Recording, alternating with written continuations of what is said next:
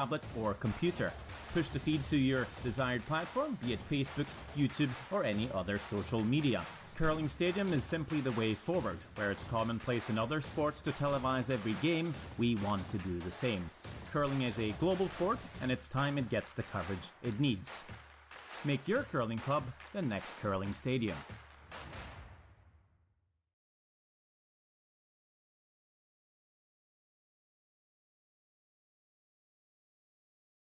Here's another look at that beautiful rock from Kyla.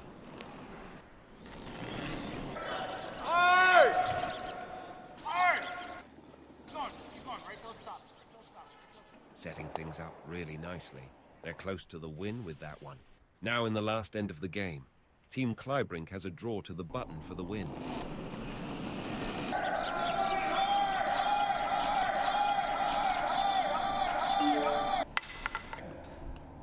What are you doing?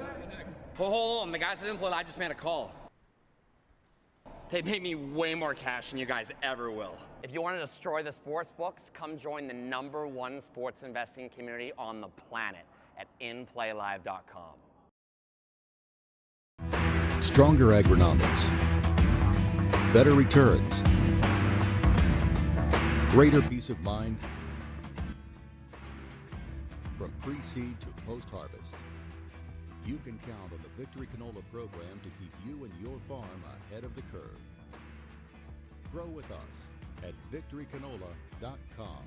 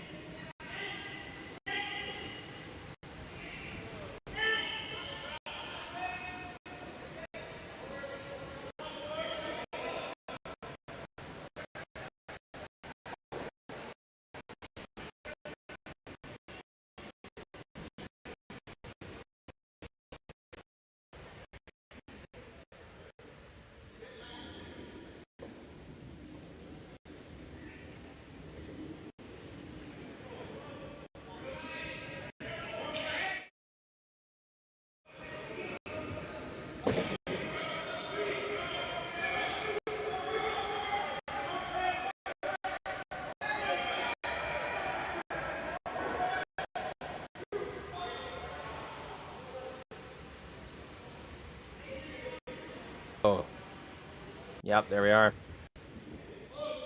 Hello, everyone. Welcome to Saville Center. Saville Shootout 2022. We've got Kleibrink. We've got McEwen. These teams have been starting earlier and earlier. But you know what? 7 or 8 minutes early, boys. You are killing me here. That's all right.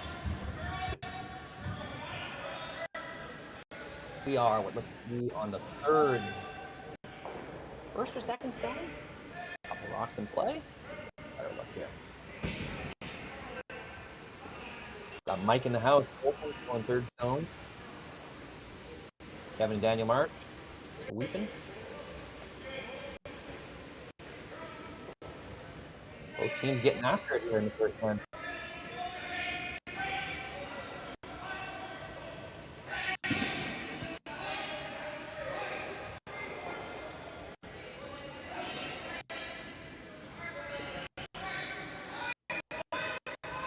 A little tap out, Peter open.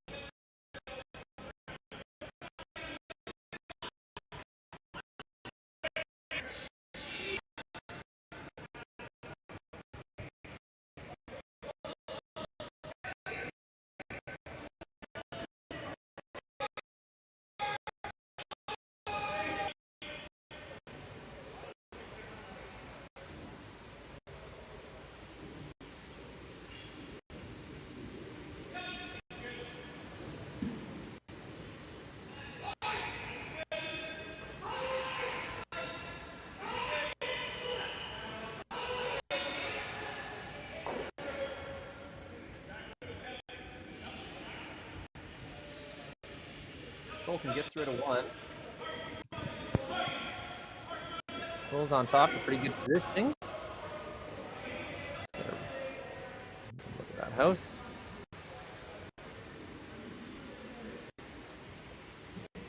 Looking like red long 2. Centerline guard. Lots of junk up the middle. Kleibrink here in the first 10. Someone's gonna score.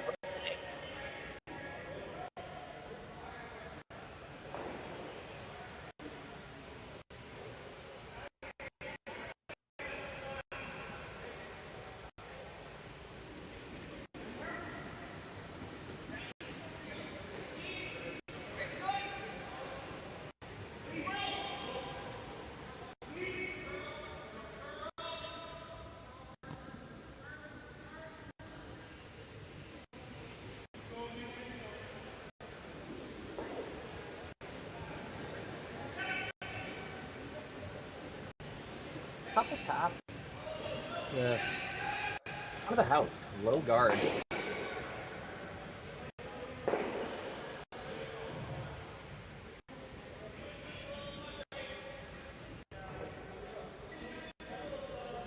Showing there's 4 rocks left to come this end. I don't want to get into 4 foot quite yet.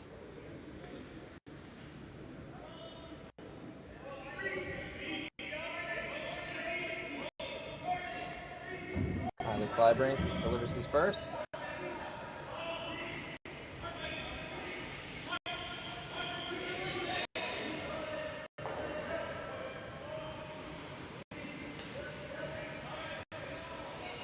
Right about where he tapped that broom.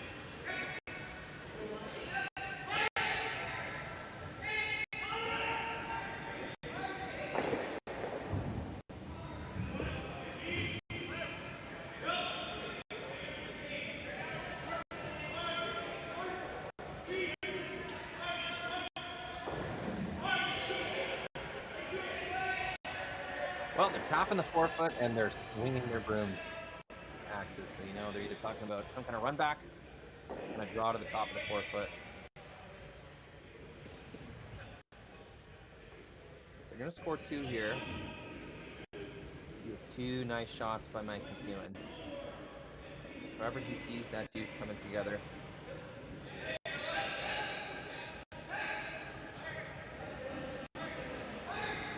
Also important not to give up in this first end. Actually, multiple. So, anyone can blame them for getting rid of this guard. Probably was true.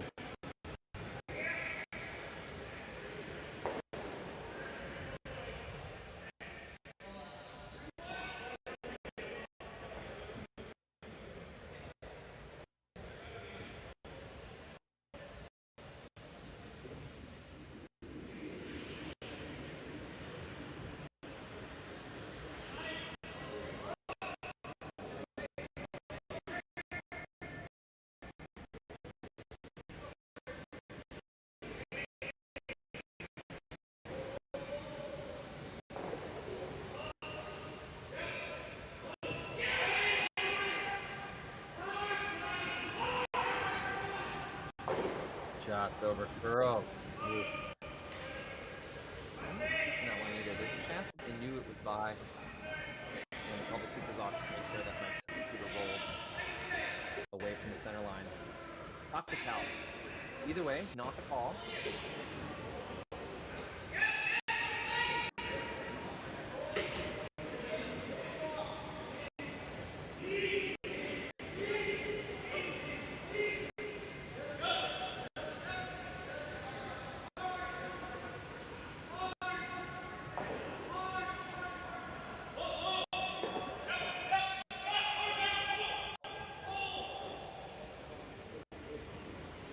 Well played end. First end for Kleibrink. Guarding up what looks like shot 2 stones. He just threw this path as well. He's practicing on both sides of the ice. Not a ton of changes that we need to be dealing with at this time. It is the first end, so every rock, you know, you want to pay attention where how it's sliding. Sweepers have not touched this one.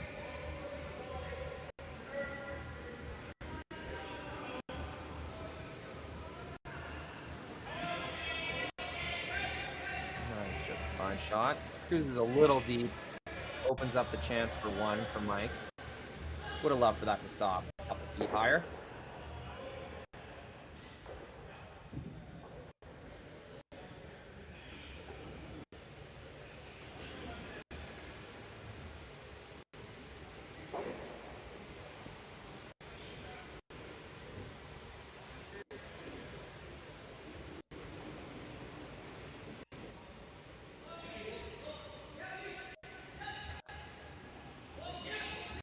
Mike McEwen will be challenged early here in the first end.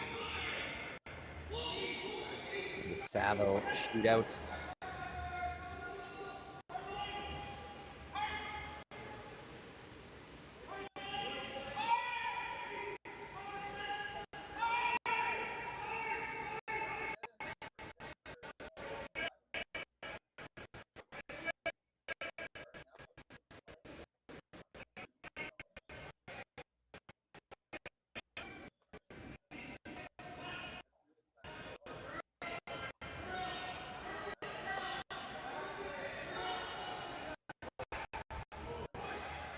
Late finish and a good sweep.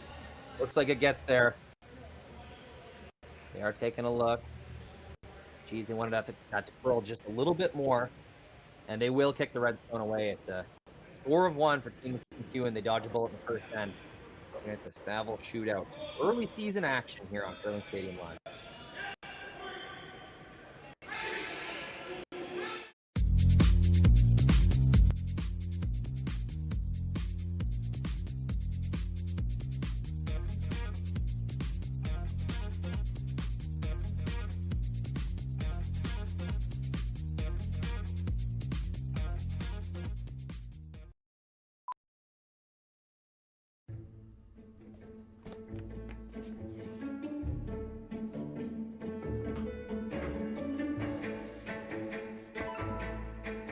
This is where the focus comes into play. Look at that. Canada, say hello to your new champions. Proudly pulling for this generation of Canadians and the next for over 40 years at the Scotties Tournament of Hearts.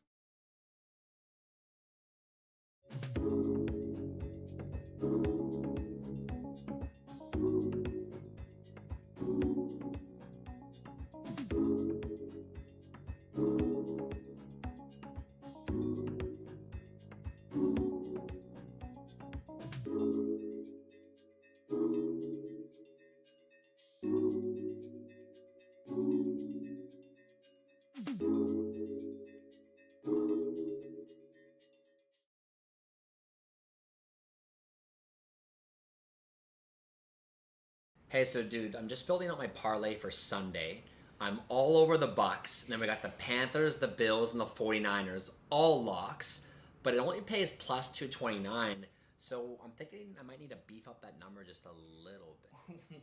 Hold on, the Rams are playing on Sunday Night Football. No chance they're losing. Oh my god, dude, you said the same thing last week and you keep losing.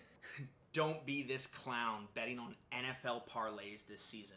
The way the Sunday schedule is set up is that you make a parlay for the early games, you miss, and you start chasing in the afternoon games, and then the night game hits and you unload your bankroll trying to play catch up. If you're interested in making smarter decisions on the NFL this season, I'm putting on some free training right now where I give away my top 5 secrets on how to profit on live sports investing.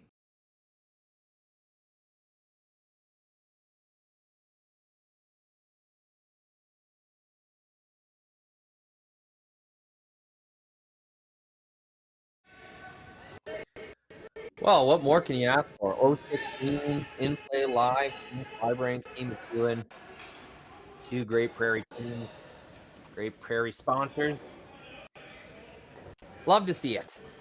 Teams getting their message out there. Those companies that support these teams in their season-long competitions helps bring the game in front of you and I to watch for free online. What a world! What a future! Even better than I thought it'd be, boys and girls. My name is Rory McCasker. I am a streamer for Kleibrink Stadium Live. I love spending my weekends watching curling, just like you. Not that I know especially a ton about the game, but I do know what cameras are and audio and how to bring it all to you. So that's what I'm going to do. I'll be keeping you company as we watch this game together. Not trying to pretend we're experts or anything, but just enjoy the beautiful game of curling. More centerline play on McEwen. Yes, those hammers switch. There we are. McEwen scoring 1 point in that first end. Here we are in the second.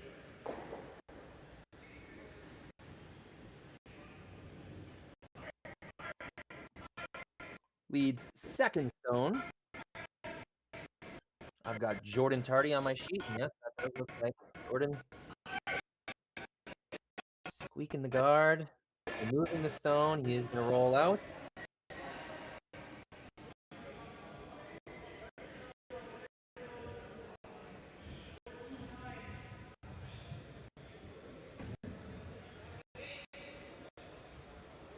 Five rock rule.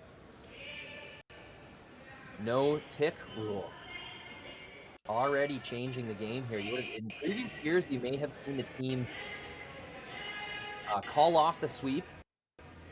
Try to chip that center guard. Might have been a little more valuable of a result.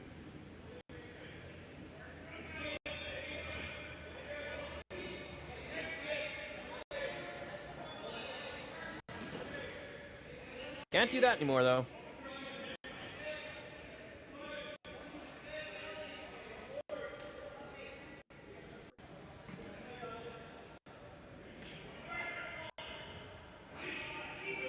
And there's that axe swing of the broom. About sending it all back.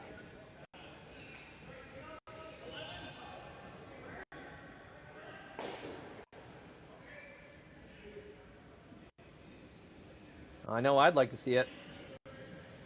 See if we can make it happen.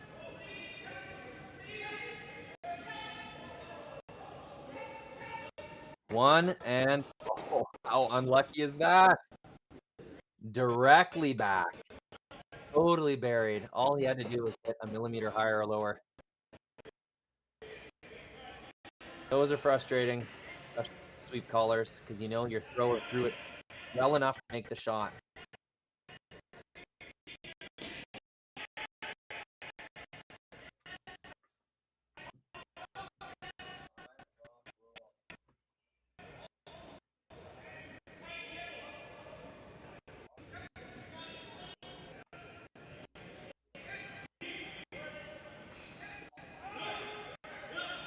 So, got Team McEwen wrapping another one around. Pretty happy with how things are looking, but I think it's been indicated Team Kleibrink will be, unless they get an opening here somehow, sending that center guard back. If they sent the yellow one back, they're certainly going to send the red guard back. Nobody likes center hammer, do they? Like a pretty good shot.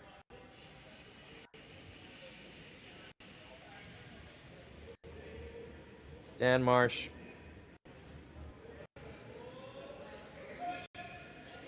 Put one in the way. We got second rock thrower, Andrew Nurkin.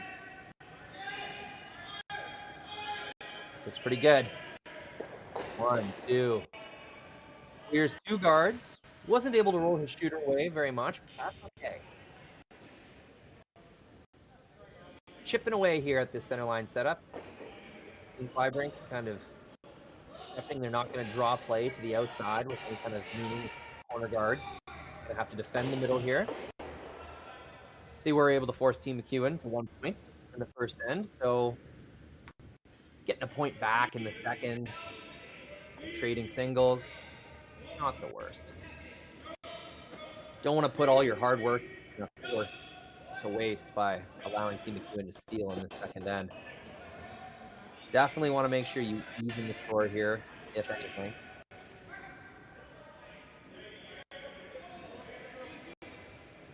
On to thirds rocks now, third stones.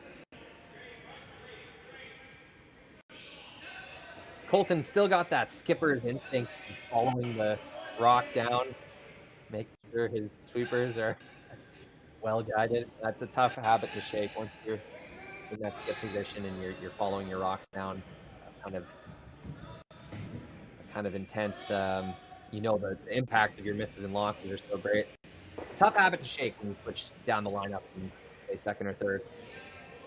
Nothing wrong with it, just something fun to notice. I'm a fun to notice kind of commentator, not that was a wrong or right choice kind of commentator, just so everyone at home knows.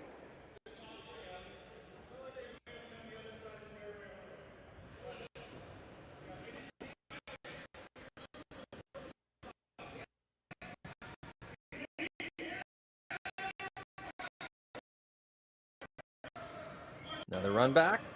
1 guard, 2 guard. All right, we've been here before.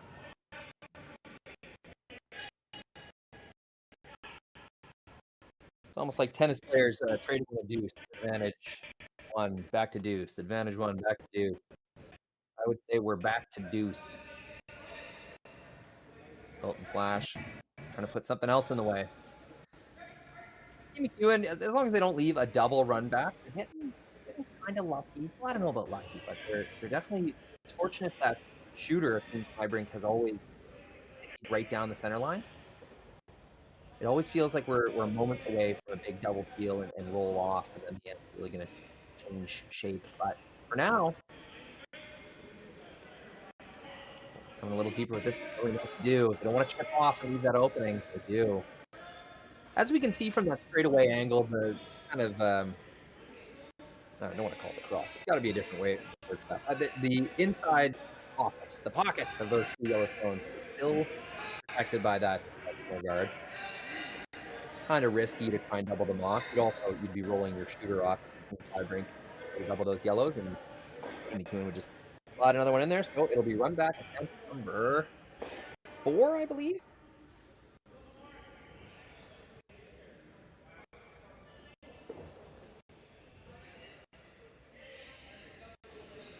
Maybe even 5. I'm not that good at counting. But it will be running this stone back and back and forth. Both teams waiting for a big one. Team Kleibrink hoping it comes right here. Red. They make contact with both yellows. Can't quite sweep it yet, and that close. 1 foot away from making all their troubles disappear. Really nice shot there. Third rock throw, Sebastian Obiard. Never seen his name before. Please forgive me, Sebastian.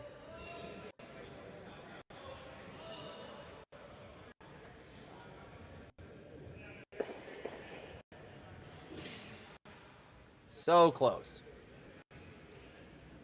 Hit those rocks almost perfectly. I guess you needed to hit the top yellow a little thinner for more momentum into the second stone. Maybe just throw it a little harder. I'm not sure.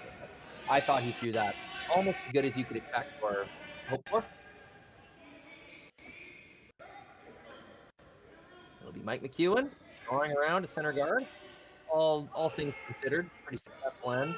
Team McEwen, not that difficult of shots. They've had the opportunity to replace centerline guard draws. Almost all end. That's pretty much what you hope for without Hammer. In a near tie game situation, which we are in. Mike getting his draw weight figured out. He'll have another out-turn draw. Same as he had in the first end. Totally buried. Perfect line, not too deep either. That's going to be difficult to tap back with any kind of significant benefit for Team Kleibrink. Some teams might prefer that a little bit, but it depends how hard you're trying to steal, but I think that's a perfect spot. Wouldn't want to leave Kyler a tap back to lie one with some backing. That's how you might give up a deuce this end. This is going to force Kyler to get pretty aggressive in his draw. He wants to hide this rock, make it difficult for Mike to take it out.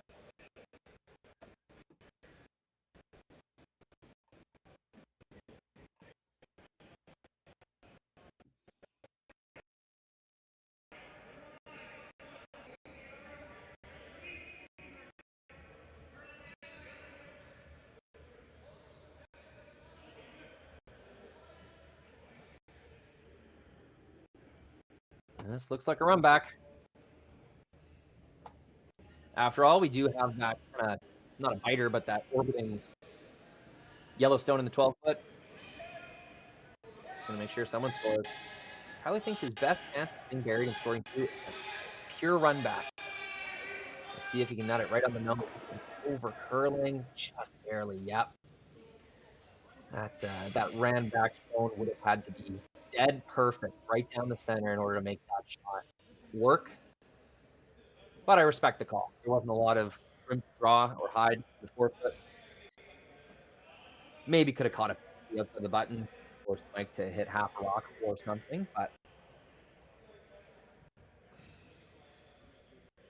in a bit of trouble now. There is a risk associated with that run back. Now he's left his shooter down the middle. Mike can either totally guard his stone, overlapping in the center line, taking away both the red run back and a hit in the 4-foot. You could get greedy here. You could try to put this in the 4-foot, maybe tap around the angle of your top stone, maybe just a pure draw to that right side of the 4-foot as we see it from the shooter's end. And 1, Team Kleibrink. Lots of pressure without Hammer now. And 2, Team McEwen. I would say even more pressure. An opportunity to take away both easy draw paths. Ice is a nice swing. I'm sure you could hit the button from the outturn side.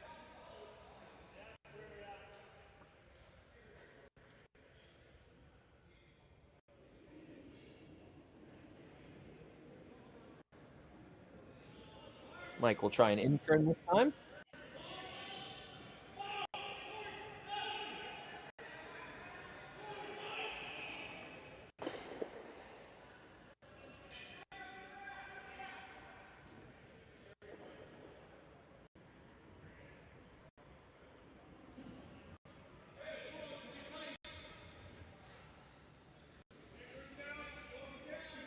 Be McEwen's last rock in the second end. Lots of pressure. His team played a good end in front of him.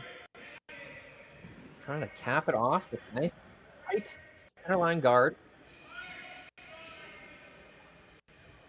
Opportunity to steal or force a tough shot for 1. That's going to be really nice. Thanks for the path. And no thinking required. Sebastian's got that broom down on the outside side. Kyler is already in the hack. No time to waste. These teams are not timed in this event. But why screw around? Kyler knew that this was his shot from the moment he missed the previous one. So gets in the hack for the last rock of the second end. Wasting 2 McEwen counters in the rings. Needing full 4 foot. Yeah, 3/4 4 foot for his point. Sweepers do not want to touch it. Not getting much curl yet. Little break there. Hoping this slows down. And Kevin will sweep it to just the back gate. It will be a steal of 1 from McEwen here in the second end. Kleibrink with Hammer in the third.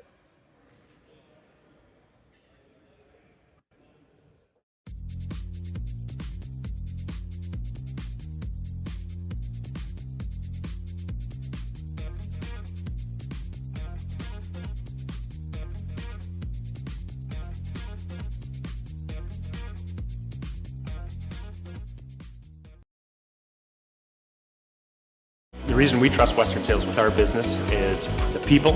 I'm sure that there's 100 years experience coming out of that shop. We trust them because we do a CMI on our combine and on our tractor.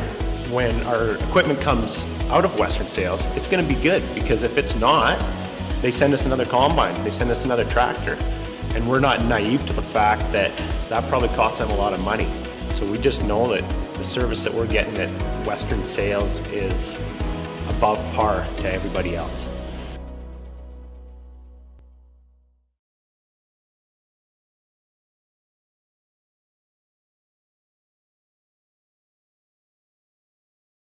Hey, so dude, I'm just building out my parlay for Sunday. I'm all over the Bucks, and then we got the Panthers, the Bills, and the 49ers, all locks, but it only pays plus 229.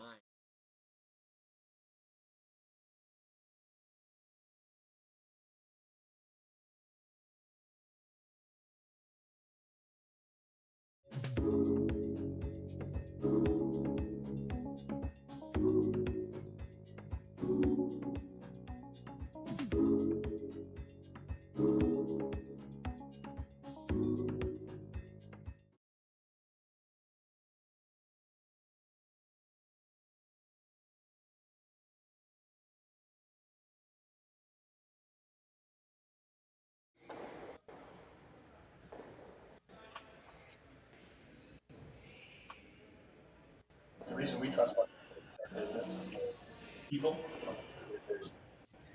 Little mix up with the commercials there. Sorry, folks, we're going to get them right. Always love giving exposure to these sponsors that make the curling season possible for the teams, the fans, the curling rink. Curling owes a lot to the generous sponsors that keep this thing rolling. So thank you for supporting curling. Great Western, In Play Now, Western Sales, everyone we just mentioned there. And more to come. Back to curling. Great game so far. Oh, I got on the wrong side here. There we go.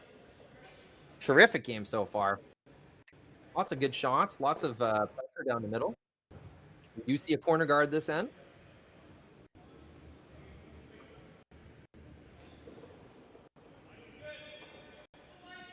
We are in the third end.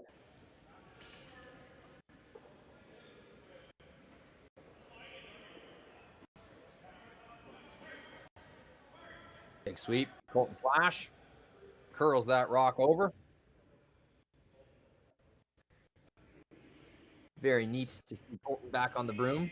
He's always a very entertaining sweeper, very effective sweeper. Not that I know too much about that, but I think we all just watch that curl. That's that rock heel over when Colton started giving it the directional sweep. So evidently, good Colton Flash.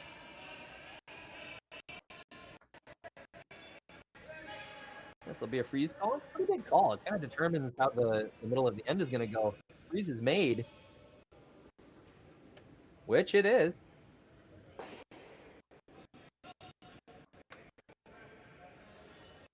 That's going to successfully tempt Team McEwen into stacking rocks into that 4-foot. But with that successful freeze, unless this rock of Team McEwen is in good position, once Team Kleibrink decides to run that short guard back, there's a good chance 3 yellows go, 1 red stays. That's what you're hoping for. When you have hammer and you're playing to the 4-foot, very often it seems it's a short-lived setup. You're only setting a few rocks in there, so you know it's eventually going to blow up. And with that, doing guard so tight to the rings, I think that's what's going through Kleibrink's mind. They have their corner guard on the left-hand side. Gotta be thinking they're going to be tempted to use that. So it might be right now. Once you have 5 rocks in play, 3 guard zone is complete. Team Kleibrink can blast away, but still tempted at maintaining the 4-foot setup. Looks like a hack weight kind of call. If you chip the guard, that's okay, is what I think that signal meant.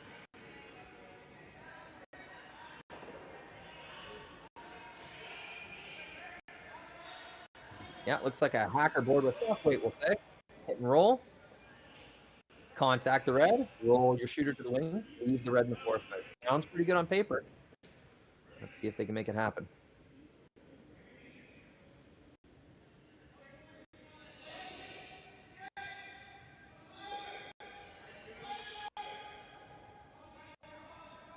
Sweepers on this one right away. Got potential. It's curling hard. That's all over the top. Big chunk. Taps that center guard right behind the corner guard. Definitely not ideal. You're always okay with moving a guard off the center line, but there was a lot more result there that could have been achieved. Could have got that guard thinner, rolled your shooter into the rings. Could have made contact with the stone you're trying to make contact with. That's going to be on the south side of 50%, you would think. Lots of options here.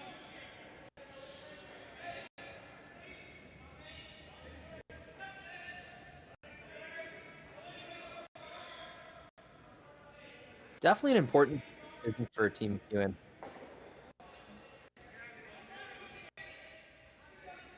They have their 2 stones in the 4-foot, but they're very vulnerable. The way that those angles are, both those yellows are going easy. If you get that red one on the right side, I think the yellows double off.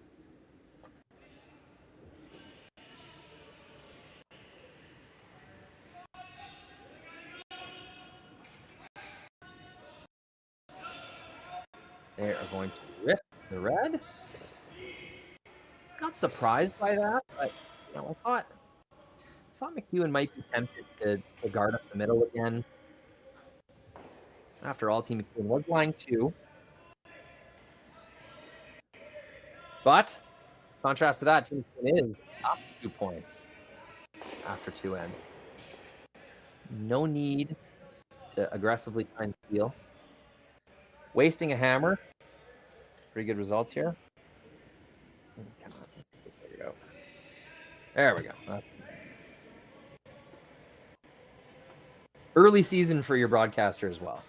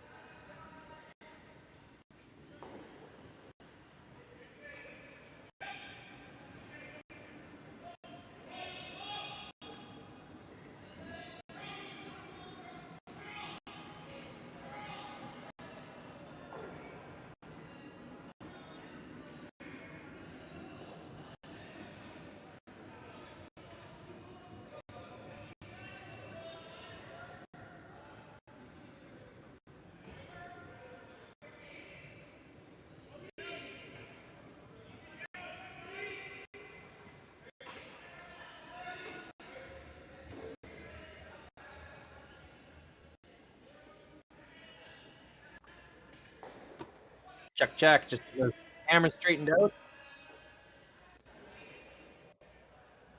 Team McEwen unable to maintain that center line setup. That was the decision they made earlier in the end on Daniel Marsh. Or actually, sorry, that was Kevin's shot. Kevin Marsh eliminated the Kleibrink Stone, kind of opened the door, able to clear the forefoot. Team McEwen line 2, but now Kleibrink finally able to use corner guards for shot rock. Well fought. Just noticed in the YouTube comments, in play live coming in. What's up, everyone? We're Team Kleibrink. We'll be cheering them on all season. We help the betting industry make more informed and responsible decisions. Good luck, all. Great to see a sponsor chiming in on the chat. Thank you, In Play Live.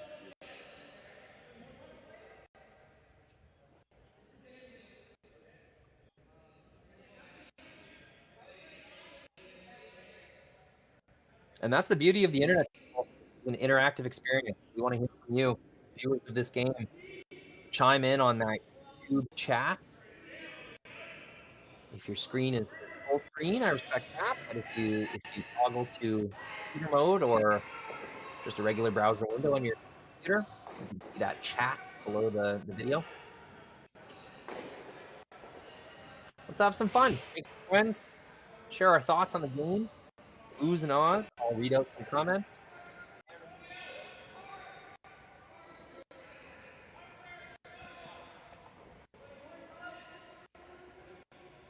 All right, Team McEwen playing some defensive curling.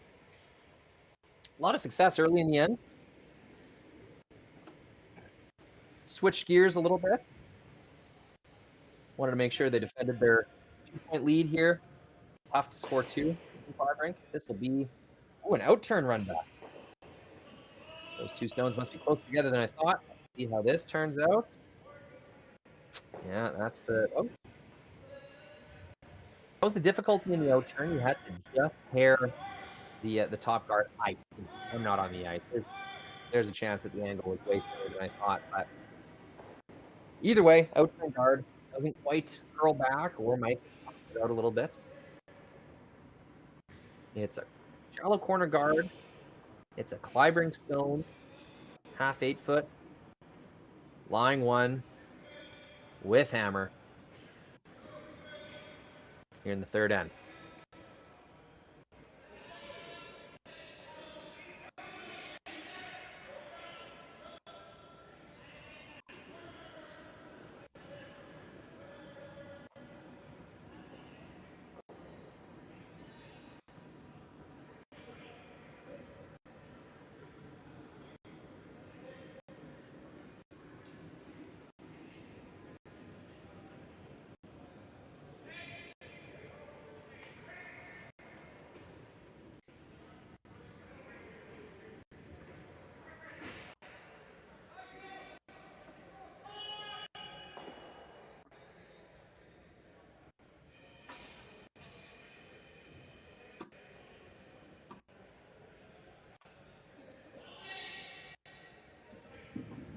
Couple taps here, couple taps there.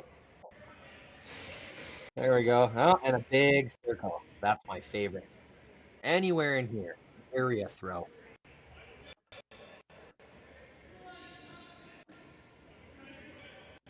Just trying to lie to you. Team Kleibrink knows there's no way to take away a hit from Mike. There's going to be 3/4 of the rock on the out-turn side. Okay, electing to bury another one on their corner guard. Pretty tough to leave a run back double. They'd have to roll quite deep in there. Trusting that Mike's going to get rid of one.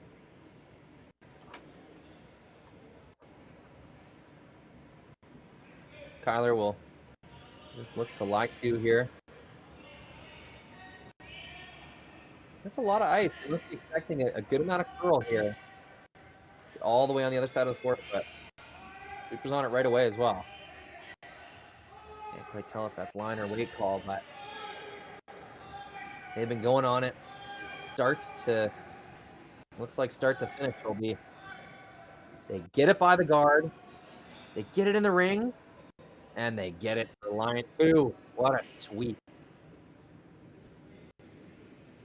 Little pat on the back there, Tyler. That's a good feeling as a sweeper when you know every bit of effort you gave on that sweep was necessary.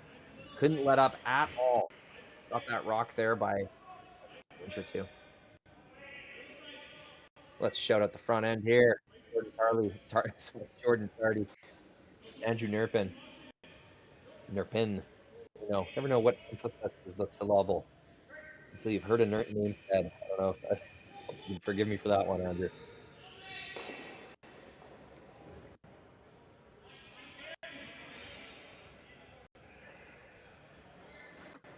Pretty tight grouping here. I don't think it'll be that difficult to triple these off. I don't think the guard jams on the wing, though it might. Coming pretty sharp off the face there. This will be fun to see. Interested to see how these stones explode. Definitely an opportunity to get rid of all 3. Mike McEwen trying to defend against the deuce. Or the 3. Good shot here. With his last rock in the 3rd end. Big sweep right off the bat. 1, 2. Just over curled. Was attempting to hit that rock on the other side of nose. I think.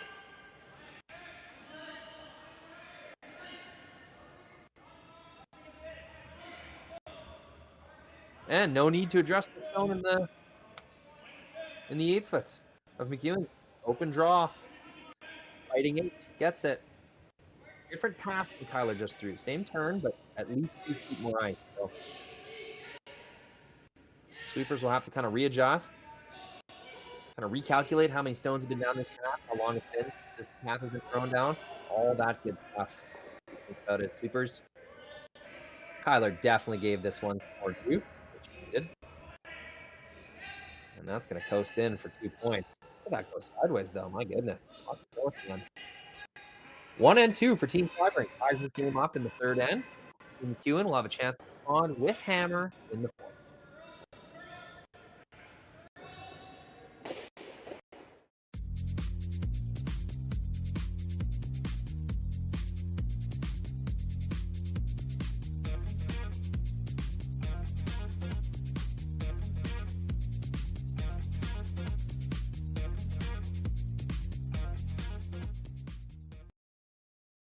The reason we trust Western Sales with our business is the people. I'm sure that there's 100 years experience coming out of that shop. We trust them because we do a CMI on our combine and on our tractor. When our equipment comes out of Western Sales, it's going to be good, because if it's not, they send us another combine, they send us another tractor. And we're not naive to the fact that that probably costs them a lot of money. So we just know that the service that we're getting at Western Sales is above par to everybody else.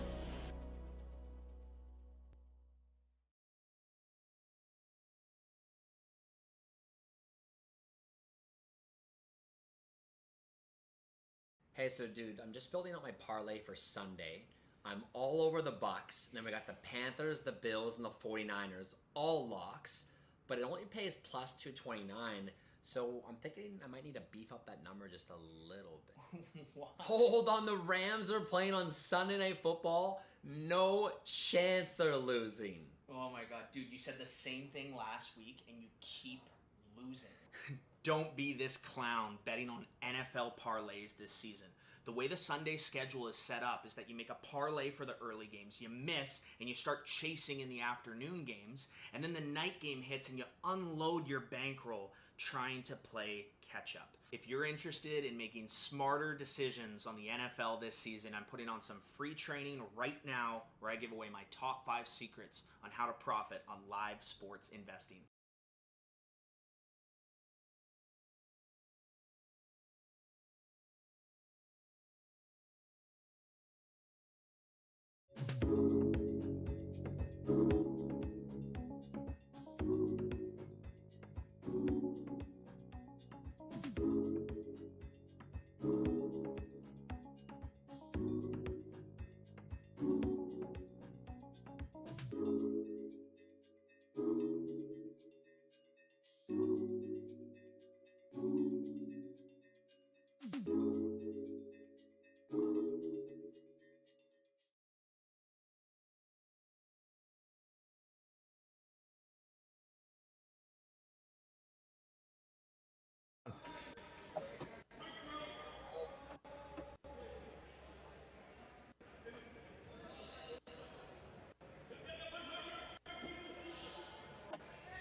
Welcome back. It's the fourth end. McEwen has hammer, and it's a tie game. Gotta love it.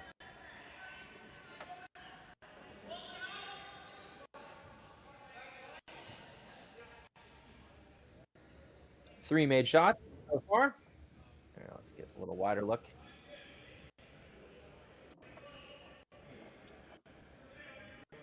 Center guard, corner guard, 8-foot draw.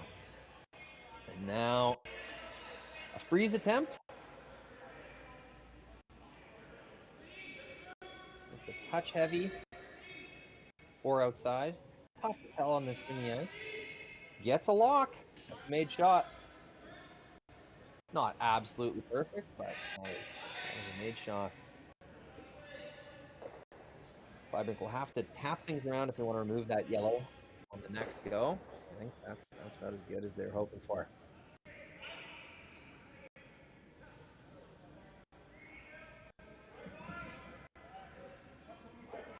Second rock thrower, Andrew Nurpin.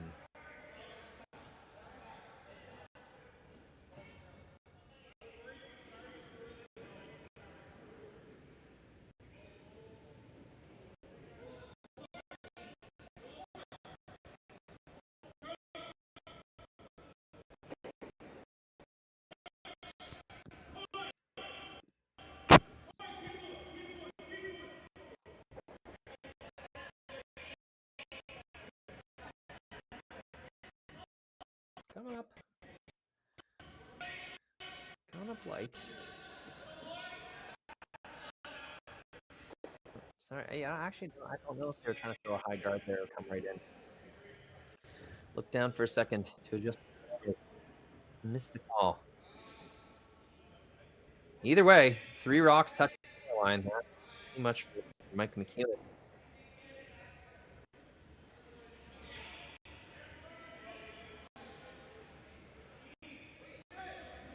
Looks like they'll just move these 2 guards as a bonus. If they were second one back and clear out that rock in the forefoot, that'd be incredible. But I'm sure they're just happy. 1 guard, 2 guard, and that'll be good enough. Shooter didn't even roll to the board, so I don't know if there was a triple possible there. Not worth the risk. Still got that quarter freeze action going in the input. Kleibrink is out of center guard. Got to think they'll replace it.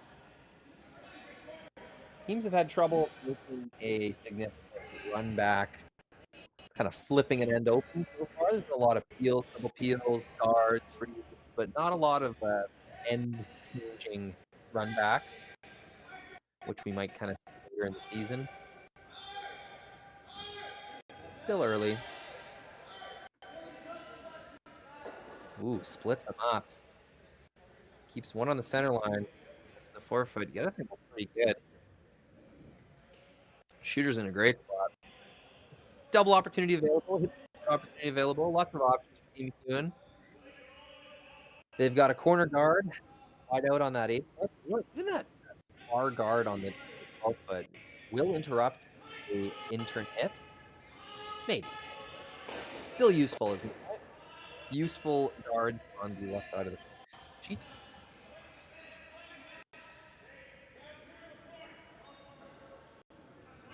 Looks like ice for the double.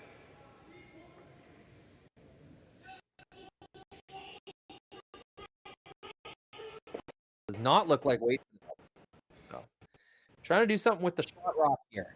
Team McEwen.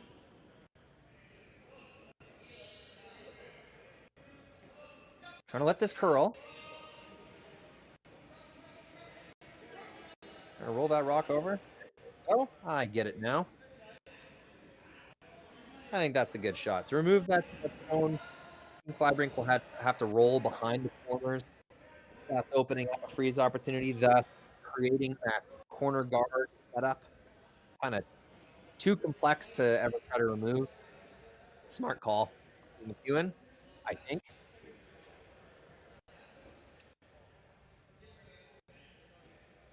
As a commentator, you never want to try and pretend you know what the right and wrong and good and bad and all that stuff is too much.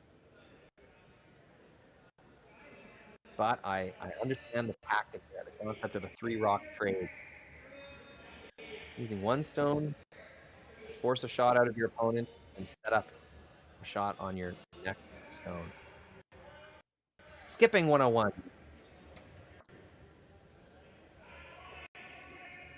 Want to shout out a great YouTube channel, Chess on Ice.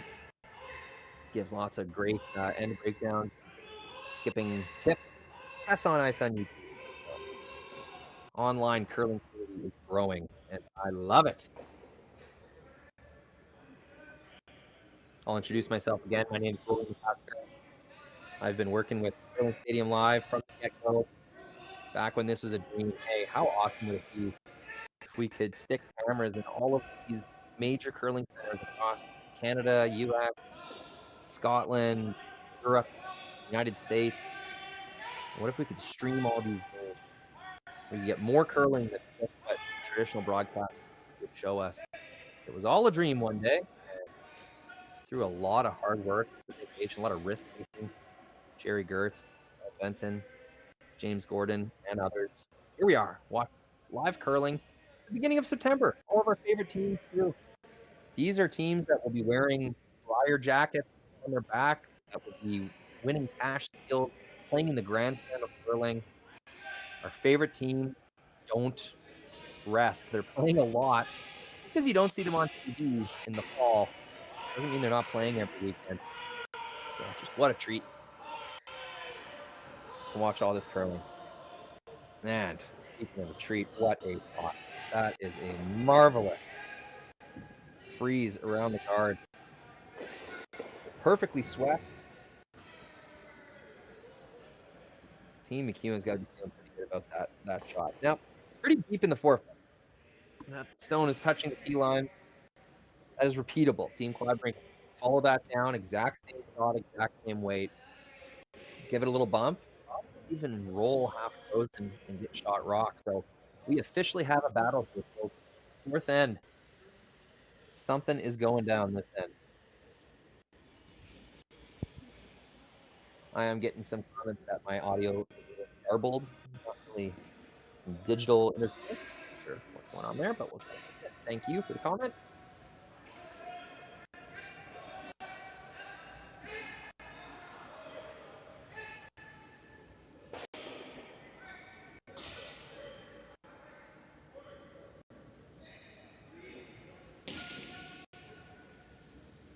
And just a tick off. Chapped it. That's my Thursday night. I'll leave him nameless. My Thursday night Cali Curling Club mate in Regina today. Chapped off.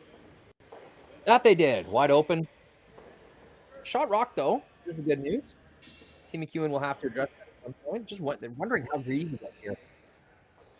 If they freeze in there, sets up those two Yellowstones quite well, but Team Kleibrink could attempt to guard and choke off the access with the button and forefoot.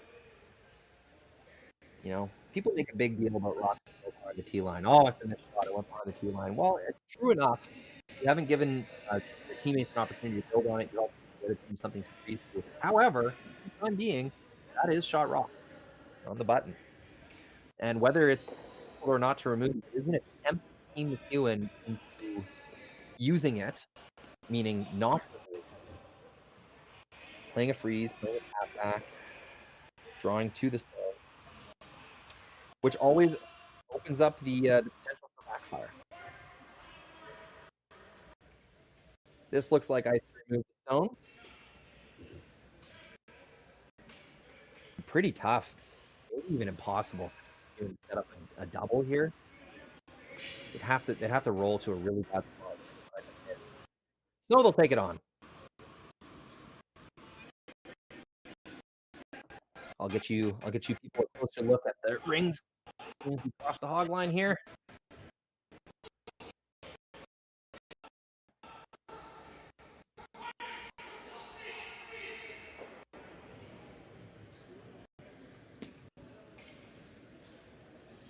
There we go, as we can see.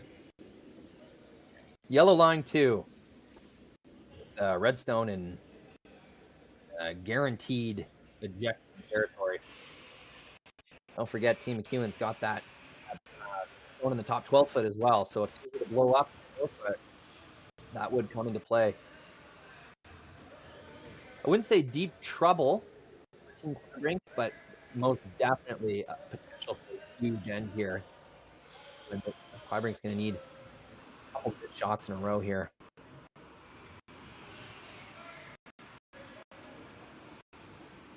So Kyler will skate down, prepare his first shot. He needs good ones out of him.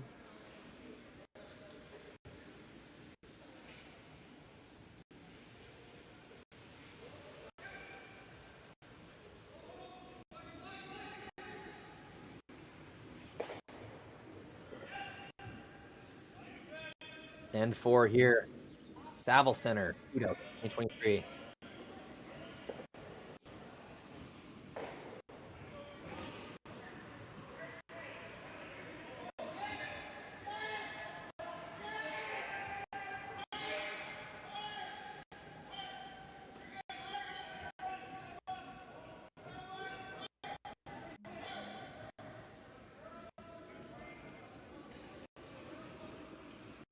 Little tap freeze. That's a great shot.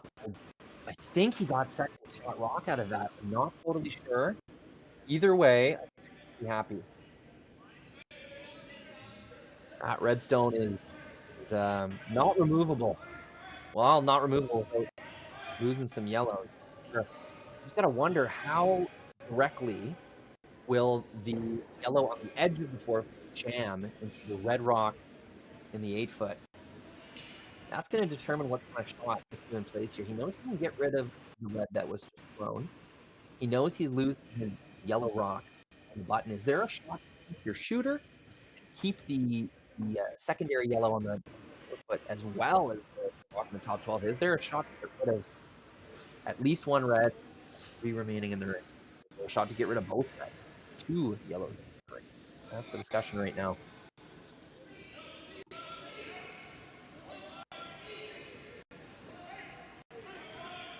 Chelsea, Cafe or Cake? Let's go, Team McEwen.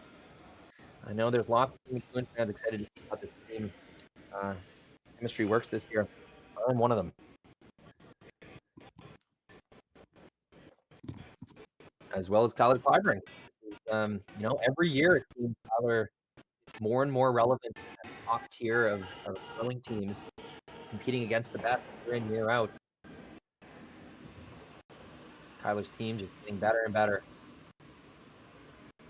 Not exactly sure how long this lineup has together. If someone wants to give a bit of context to the chat, that'd be appreciated. I'm guessing there's a lot of friends, family, supporters watching at home. Watching at home or in the class or at work. It's the beauty of live curling for free on YouTube.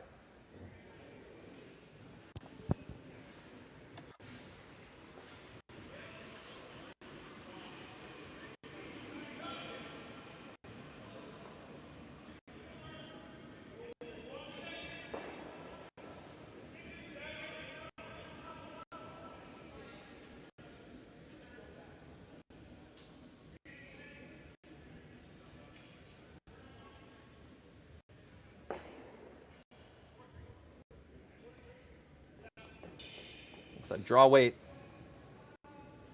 Tap weight at most.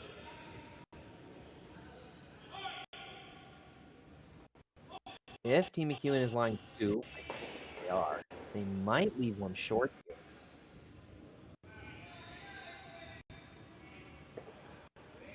Some big time into motion and rotation on the rocks. Not just from Mike, but from both skips. Really firm extension. Trying to combat the pearl here at the south. They do leave one high. Well, that's very interesting. I wonder if we're okay with being shot 1. There's a chance that there's shot 2 yellows, but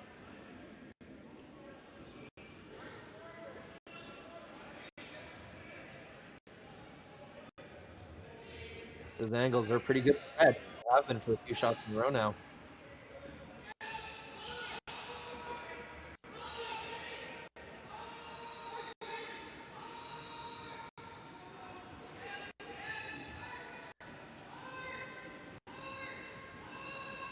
Looks like Kyler and Sebastian are exploring Mike's options. Not as much looking at what they're going to do. They're just looking at what kind of shots Mike might have on his last one.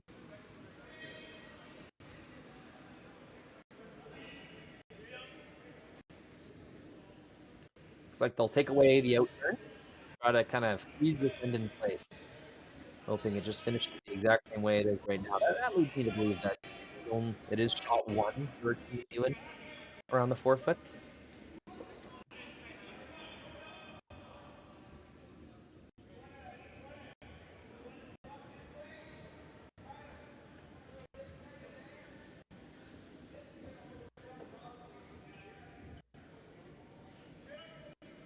Yeah, very cerebral end. Lots of thinking, lots of planning, adjusting, reacting. Fun curling end to watch here in the fourth. Saville Center. Tie game, McEwen with hammer. One rock for each team. This is Kleibrink's Spinned Stone.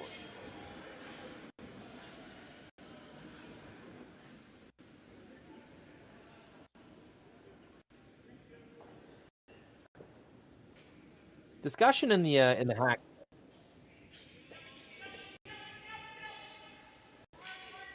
Looks like a discussion in the hack has led to an intern. I wonder if they're still throwing a guard, but the Sweepers preferred the intern path. I wonder.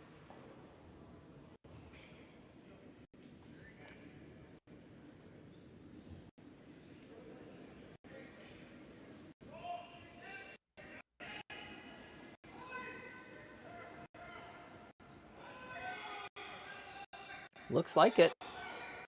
Sweepers requested the other turn, and Kyler gave them some good weight for it. Yeah, good adjustment. Nice call, nice sweep. Definitely not the traditional way you would go. More forgiveness for your weight, the out turn, because you can finish 6 or 7 light or heavy, and your rock's going to generally end up kind of the same path. By taking the opposite turn, you're guiding the rock across the path that you're trying to occupy. So the weight becomes that much more important. So a lot would have went into that discussion and what was exchanged between Sweepers and Skip that led to the riskier decision of calling the intern. I wonder what led to that made. But they adjusted, made it. Team McEwen with their last zone will try to carve this draw into the edge of the button to score 2 points, perhaps 3. 2. Last rock. Team McEwen line one already. Sweeping this early, they have to play tight to the guard. Looks like they're by the guard. Oh, very interesting. Did they oversweep it off the bat? No, now they're carving it in. There goes Kevin Marsh, and he does get the edge of the button. That will score, looks like 2.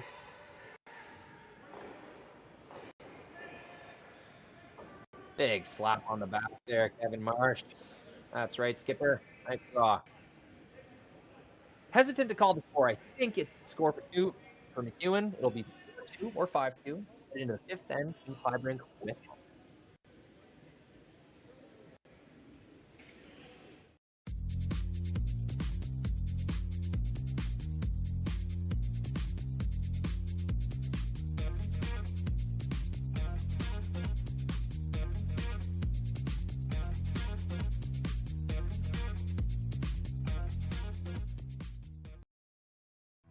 Stronger agronomics, better returns,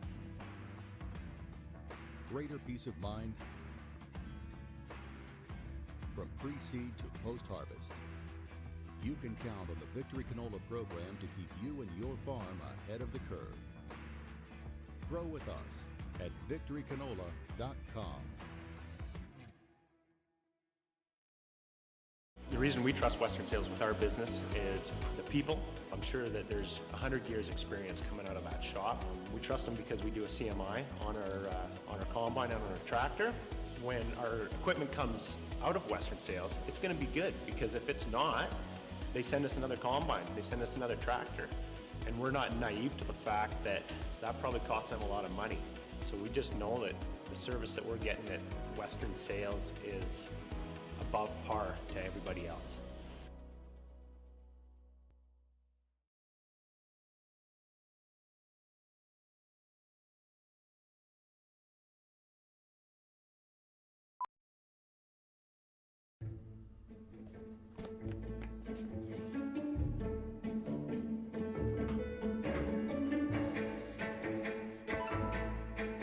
This is where the focus comes into play.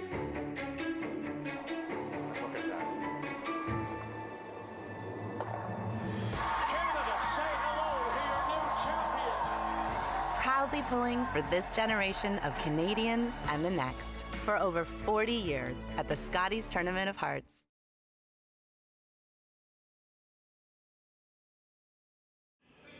And these teams did take a little bit of a break, fourth end. Not sure if I saw any snacks. That's always a hot topic. What snacks? What snacks did the team bring for the fourth end break? You can tell a lot about a team by what snacks they bring. But I hate to intrigue you because I did not watch it. Did not see the snacks. Very important to me. Anyways, let's get this scoreboard updated. It is the fifth end. I do believe it was 2 points for Team McEwen. It'll be Team Kleibrink with hammer. A little bit of a game summary, how about? Game started off strong, lots of rocks in play. Team Kleibrink pressuring without hammer. Looked like a steal perhaps a bit on the sheet, but Mike McEwen makes this draw the game. Really nice. With a good sweep, scores one. And then it was Team McEwen's turn in the second end. Pressure Kleibrink without hammer. Team McEwen gets away with a steal in the second end. That gave them a 2-point lead, allowed them to play defensively in the third end.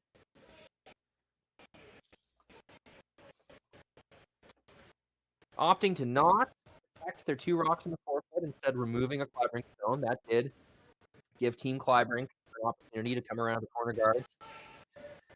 And through some kind of tactical trade, Team Kleibrink score 2, third end. And roaring back, Mike McEwen, pretty good control of the house from the end of the second stone's on. Puts up a deuce, as we just saw Mike put up a deuce. So now it's 4-2. Second half of the game comes. Team Kleibrink gonna push a little bit here, odd end, but they're down 2. They cannot waste hammers. Gotta take advantage of each hammer. Neither team really looking at flanking too aggressively so far. Let's get a full wide shot here. We'll go to some full screen for a bit. Show off these cameras. Daniel Marsh trying to put one in the top forefoot.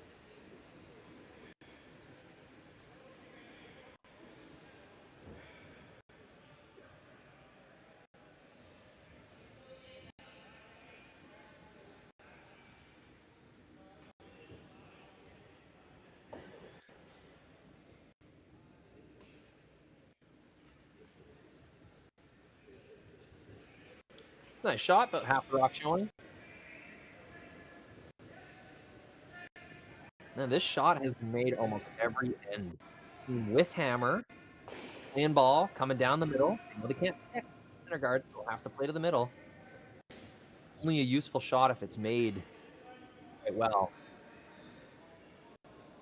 And Tardy is going to chip that yellow. Looks like he clung on to a bit of the center line, so that is a legal pick, a perfectly legal pick. That rock cannot leave the center line, but since it does not, It'll stay right there. Not a great miss from Tardy. You want to miss that. I don't know how you'd want to miss that. You want to miss it high. I think. Could be wrong. Don't quote me on any of these comments.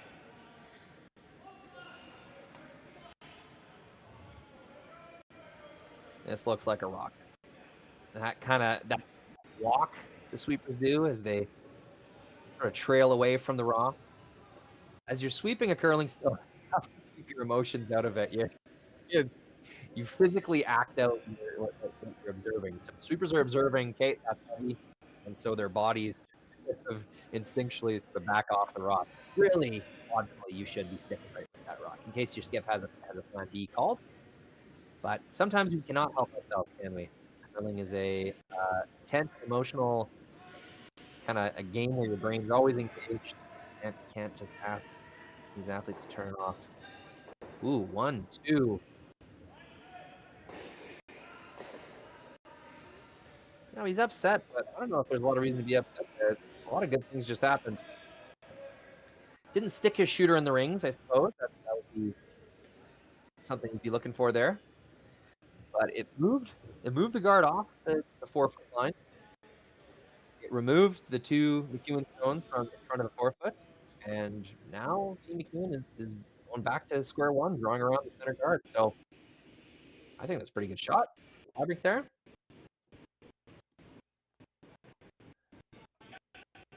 Oh, and now I've just been able to pin these rocks on. See if we can keep track of that.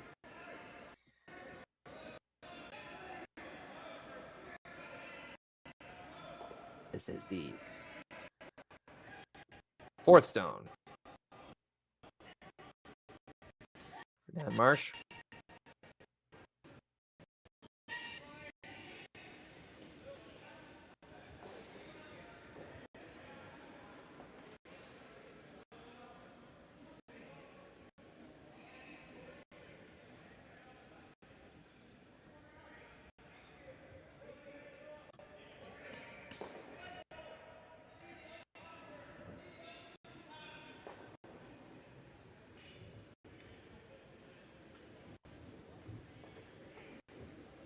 Pretty delicate shot here.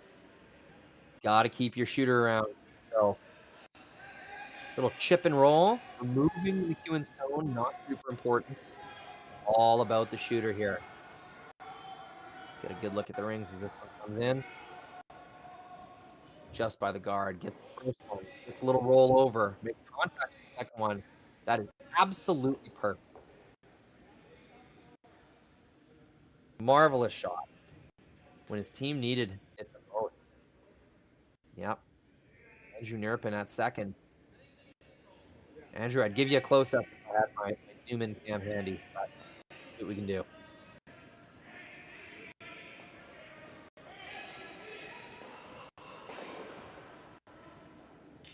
Yeah, you can see Jordan and Andrew checking out their handiwork. Jordan, thank you, buddy. Thanks for getting us out of that one. Now that there's a serious setup here, and it will see McEwen in the small screen there, put him down the center line. Josh will chase this rock to the outside. Big shot, one of the biggest of the game, I would say. Biggest for Team Kleibrink, besides Kyler's lovely freezes and tap fourth in there. That will bounce off the guard, and just like that, Kleibrink's got something. That's not the worst miss. Exposed the shot stone. Rolled your shooter to the center line. There's now 2 center guards to work with. But Team McEwen up 2 points. Not necessarily looking to press hard for a steal. We saw in the third end how Team McEwen played that end. Lots of hits. Elected to forego an opportunity to guard 2 stones and 4-foot. It may have given them a better chance in order to remove the dangerous red stone.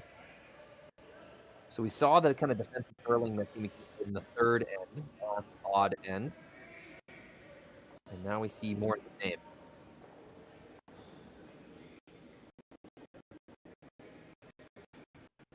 Taking a peek at these two, yeah, I agree. I don't know what else you can do here.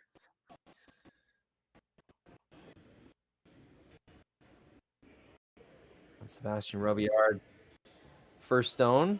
4 rocks to come for Team Kleibrink, so lots of opportunity left to set up a big end. They've got the guards, they've got the shot stone. Power is in their hands for the first time since the second half of the third end. I'm chasing the game pretty badly since then.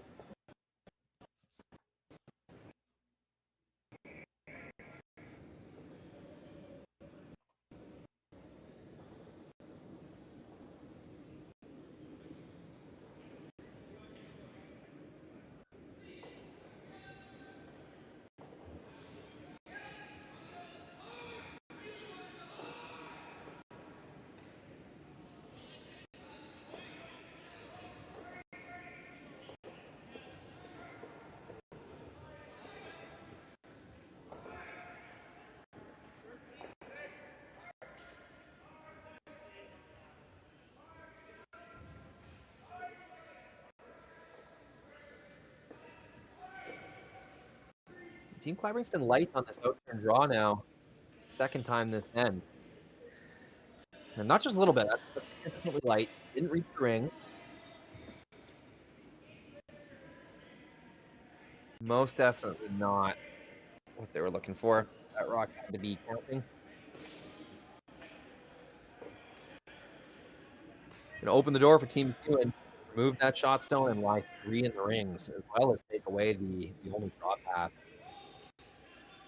I think that's what Mike's discussing right now. Do we even really want to roll? Yeah, we do.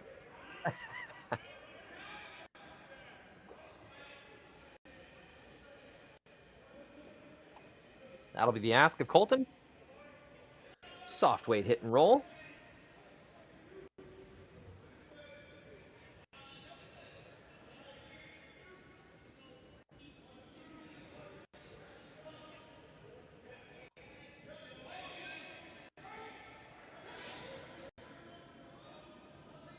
Definitely outside. Trying to carve this hard. And will jam on the back. Redstone will remain in the ring. Miss for miss. Opportunity to take control of the end. Wasted by first Team Kleibrink, then McEwen. Sebastian's going to get another crack at this.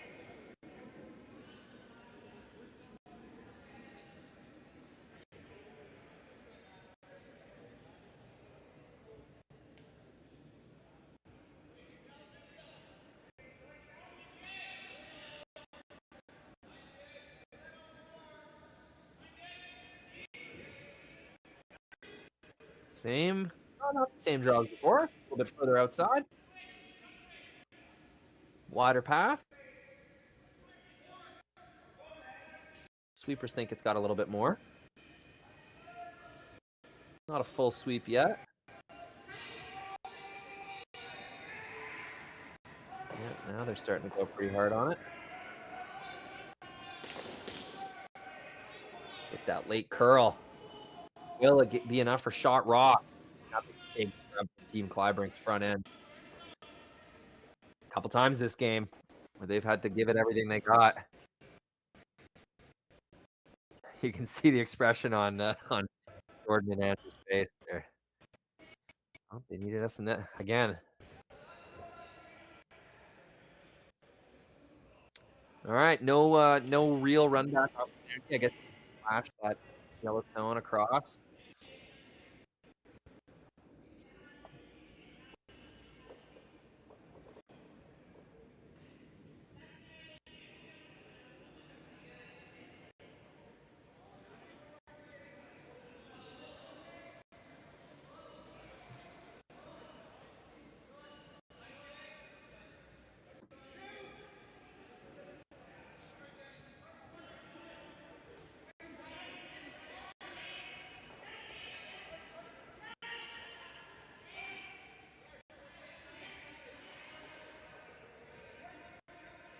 Kind of looking at the specifics of the run back.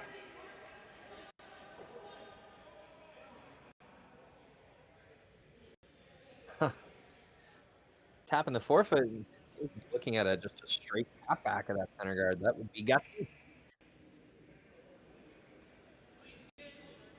However, there's a lot of benefit to that. Leave the guard in the draw path. There would not be a intern draw to return. You throw weight at this run back and get rid of the occupying stone in that forefoot path. Even though there's a lot of curl on the ice, I think there'd be support on that intern side to foot.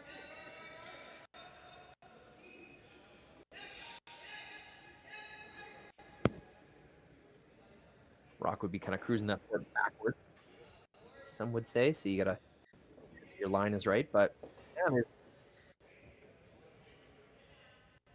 as difficult as it is, a straight tap back on that guard might really result.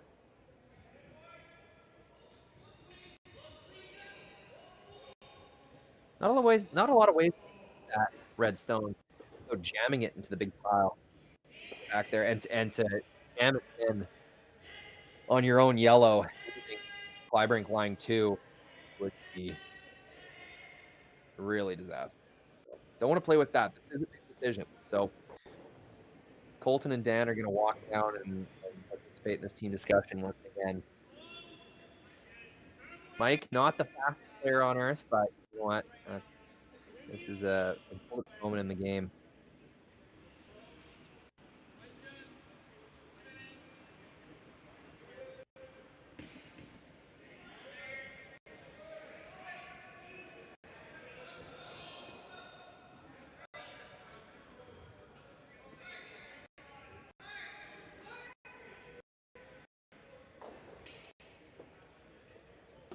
This is Rory McCusker with you here with Sterling Stadium Live at the Saville Sports Complex. It's the Saville Shootout 2023 men's and women's event. Little shout out to Saville Sports Complex. My sister Shane McCusker in her senior year. U of A Pandas basketball. Reigning Canada West champions, I might add. Shay plays basketball, but she teaches youth curling in the summer months. So staying true to her roots.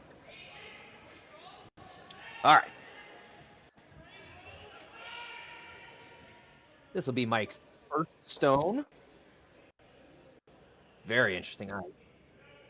Trying to determine the spin of the run back stone. It's really close. Let's see if they can hold the line.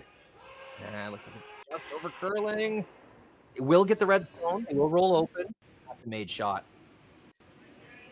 That's a made shot. And you know what's big about Team McEwen keeping that shot stone in the 12-foot? If they would have rolled directly out, Kleibrink would have had a hit in the back of the ring for like 2. Yeah.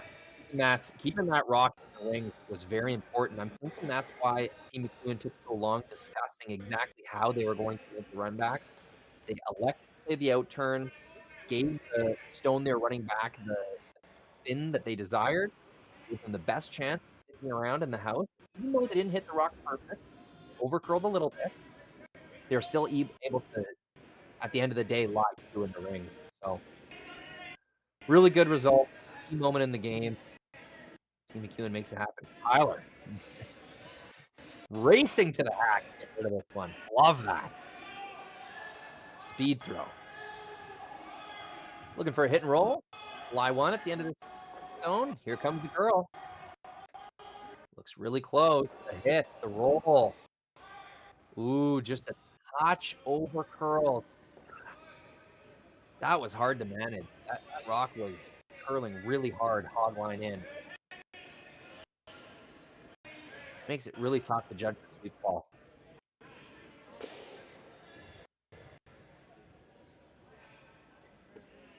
That's a made shot. There's only a sliver of that rock showing, but we know with the elite shot maker, Mike McEwen, like when there's an opportunity to take a hit away from him, you really got to hop on that opportunity. Now we will have a hack weight-ish hit lined up. Ideally, at the end of this, will be line 2. Pretty important to keep your shooter in the rings here.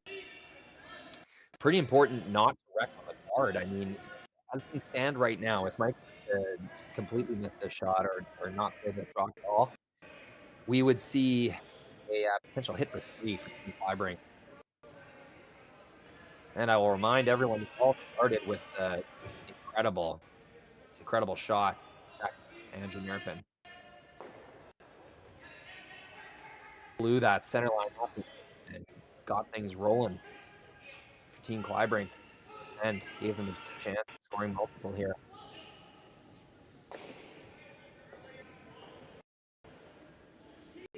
Really fun game. Start us off here Friday night. Thought about this all day. I'm going to watch it tonight. Had to grind through work during the day, but I'm sure many of you are in the same boat as me. But here we are. Curling on a Friday night. Get used to it. All season long, you're going to have something to watch every weekend. What an incredible feeling. Curling season is longer than it's ever been.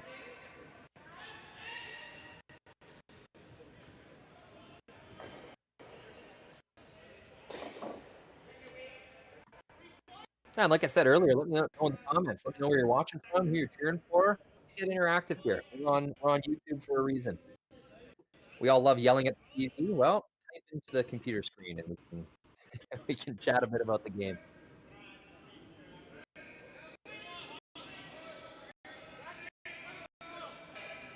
See a big shot? I want to see a big thumbs up in that chat box on the YouTube chat. Mike with the draw. Last stone. Go right around everything. Sweepers trying to coax that last bit of curl. I think they got it buried. It is shot rock. There is an angle here, though. I don't know if it's for 2, but... Oh, yeah, it is. The way this ice is curling, I think the soft weight could be a red on red. Tap, tap. Yeah, just like Sebastian signaled with his broom. Need about half a rock at the top red. I think the way the ice is curling, you'll get it. Now, let's not miss Tyler. He likes to get in the hack and go pretty quick. This will be the last rock in the 5th end. Looking for a big end here. Team Kleibrink signaling that it's up. Inside sweeper, gunning that hard, giving it everything he's got. God, it's just going sideways. It won't be enough. It will kick. The center guard. What a fantastic one. Team McEwen steals a point. Back and forth and blocked great shots by Team Kleibrink. They got the opportunity they wanted, but could not make that last shot. Big steal of 1. Extend. Coming up. We will see Team Kleibrink go all out with hammer.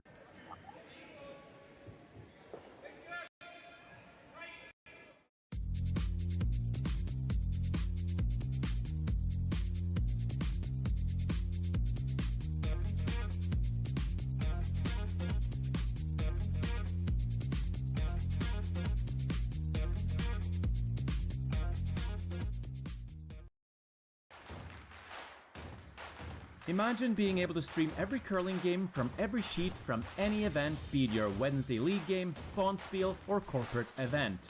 Curling Stadium offers an all-inclusive streaming solution featuring high-quality cameras, ease of use, great reliability, and minimal installation. Offering your sponsors customizable ad space on your streamed curling games and being able to sell video packages to your corporate events for increased revenue. With Curling Stadium, you can stream to any device, be it your mobile phone, tablet, or computer. Push the feed to your desired platform, be it Facebook, YouTube, or any other social media. Curling Stadium is simply the way forward. Where it's commonplace in other sports to televise every game, we want to do the same. Curling is a global sport, and it's time it gets the coverage it needs. Make your curling club the next Curling Stadium.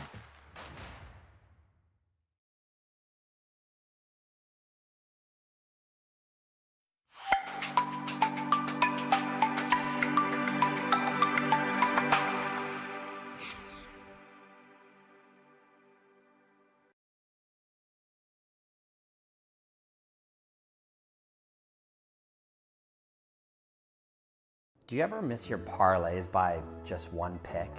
How about losing your over-unders or your spreads by only a point? Well, if you're ready to ditch the gambling and go legit, it's time to join In Play Live. We're the world's #1 live sports investing platform, all built around our live video streaming.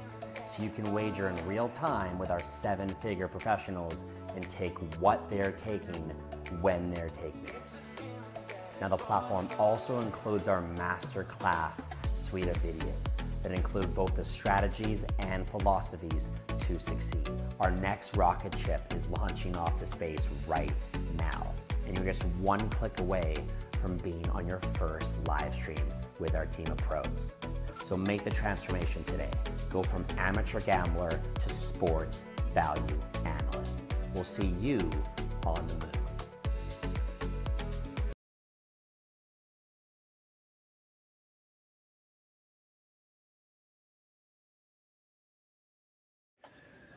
Cool, those in-play live commercials get me jacked. That is awesome. Welcome back. It is the 6th end. There's not one rock left. There is this many.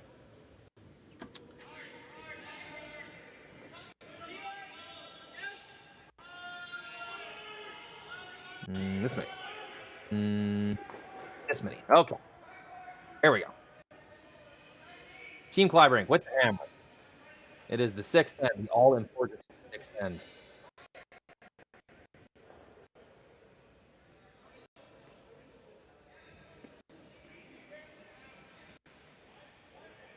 Looks like we've got 2 rocks.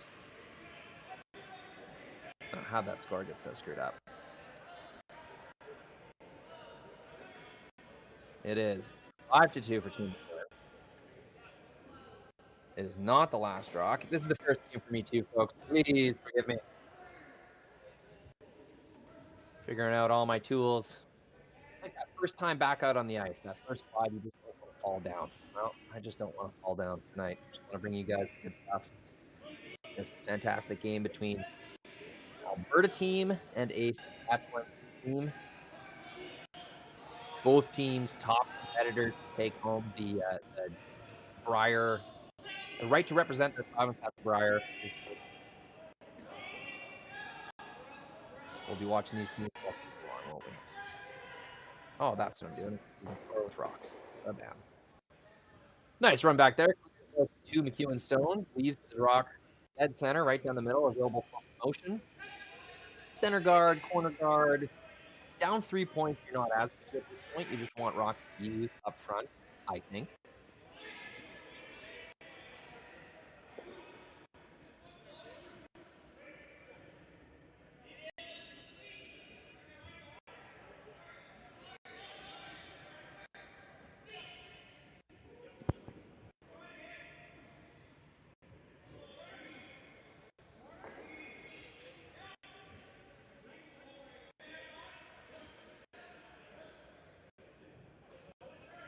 Interesting.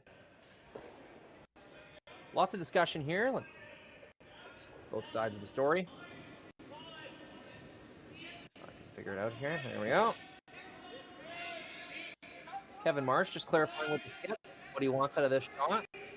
I'd be interested to know too. Are they trying to double peel and roll the shot back into the rings? It's like clack, clack, and a roll. Yeah, I think they're just trying to get that a little bit thinner. Double both those guards off. Kevin is hoping his rock might slide into the 12-foot or 8-foot there. That would have been a fantastic result, but getting both of those red guards and even their stone definitely in the way of the outturn drop path and protecting their own. That's a good result.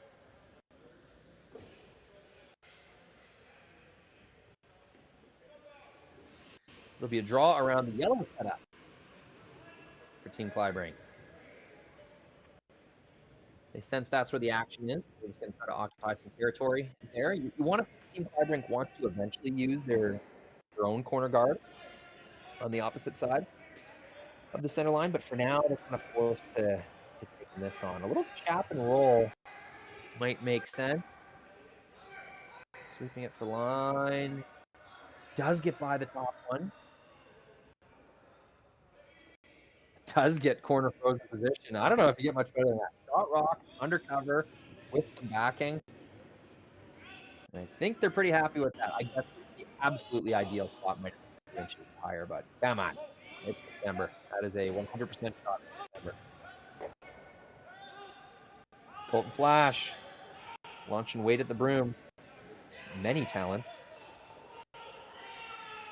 And 1 and 2. Bam, bam. Leaves his guard that he ran back directly buried. I don't care what month it is. That is a made shot as well. Big response, Colton Flash.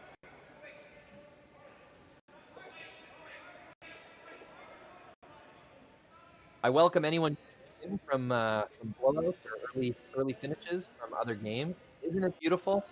Watch one game, soon as it's over, bam, next sheet, bam, next sheet. My personal recommendation to people, multiple browser windows, multiple screens even. Get a bunch of games going at once. Why not? The power is in your hands. Curling Stadium Live YouTube channel. I was looking this afternoon, and there was a dozen games to choose from. So many top have become spoiled as curling fans. Everyone, make sure you share your appreciation for Curling Stadium Live, Saville Center for installing the product to stream these games, to the teams, to the sponsors. We all owe a lot to the world of curling. This free action. Now, another news. Big over curl. Our clock just started moving right away. I don't want to call it a pick. Sebastian seems pretty upset with himself, so you got to just miss through that. Removing the Yellowstone, not that important. Keeping their shooter in the rings, quite important, and in a good spot would have been fantastic. But none of those 3 goals were achieved.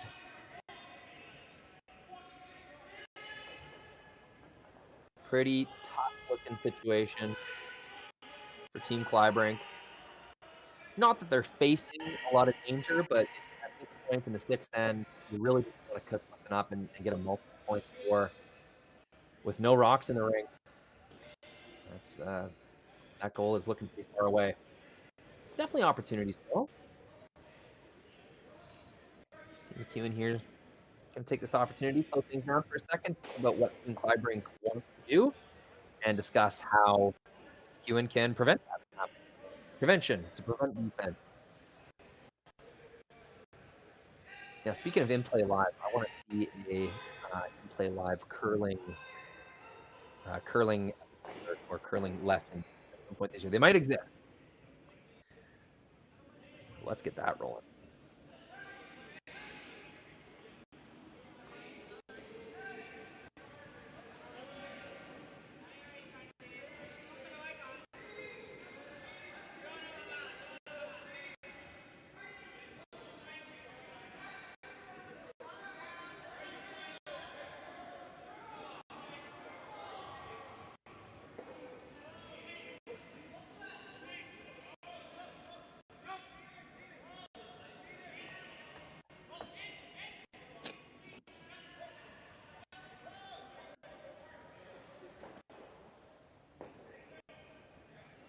Looks like they've come to a conclusion. Sort of.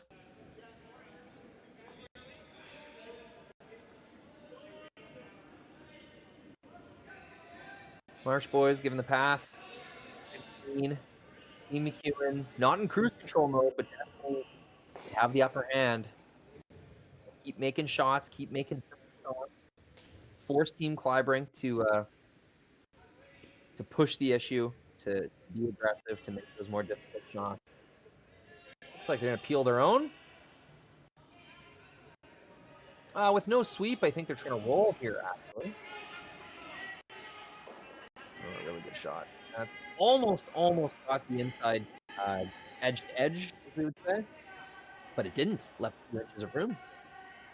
Which means Team Kleibrink is going to have an opportunity to roll in shot rock under cover. So, break number 1. If Team Kleibrink wants to score 2 or more, they're going to need to make 2 shots in a row here. No question. No room for half at this point. Sebastian's got to lay one in here, get under cover. Allow McEwen to make a run back or an attempt at it, and then that should give Skip Kyler a decent opportunity to play around with the corner guards. Perhaps he'll have something to freeze to, but getting ahead of myself. It all starts with this hit and roll right here. I'll have to watch this path. It has curled. That looked like a better release, or a positive release, Sebastian.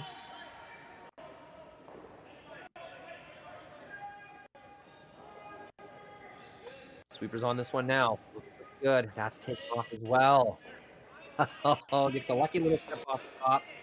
They will take it. It is shot rock. It is behind cover. And Mike McEwen will play the run back. So, all three objectives achieved this time. Nice bounce back.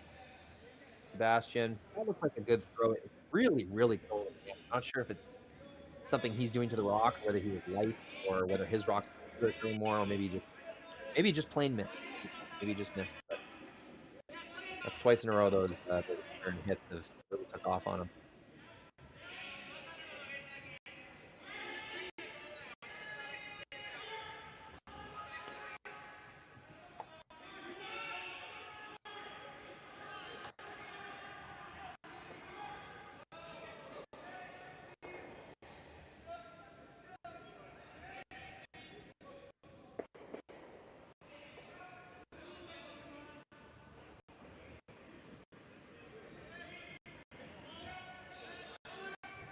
Mike McEwen. 1, 2, 3. Would have loved to keep that yellow in the ring. But, main goal has been achieved. Mission accomplished, as Stone and Mike would say on Sportsnet 17 or 18 times a broadcast. Oh, come on. It's my own mother. I get to honor if I want to. They have some fun. One rock in the ring. It is buried. Full 8-foot available for a draw. Primary concern would be get undercover. Secondary concern, go too deep.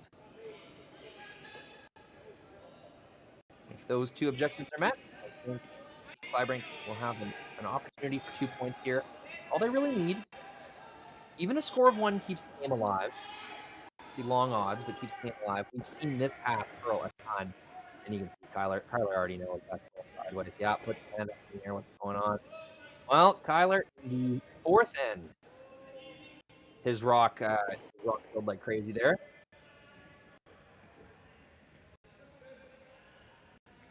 Also, when Team Kleibrink elected to throw an intern guard, they played that curly spot.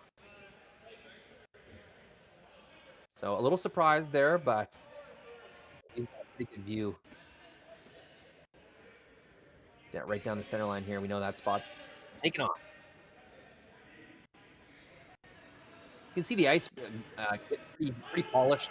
Those kind of chalky white lines getting less and less prevalent. More of that sort of glistening polished surface we can see from our angle. Just means the ice is developing. Curling ice goes through a progression every game. That's part of a sweeper's job, is to track of what stage the progression of the ice and the paths are at.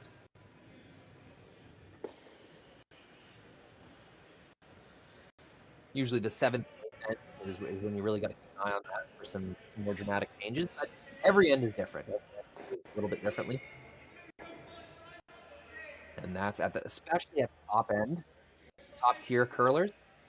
When the skill and the shot ability is up there for both teams, the game often comes down to reading ice, understanding paths, understanding times, blocks, releases, all that detailed stuff.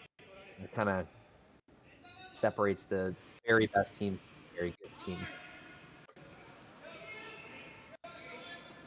Oh, getting lazy on my rocks here.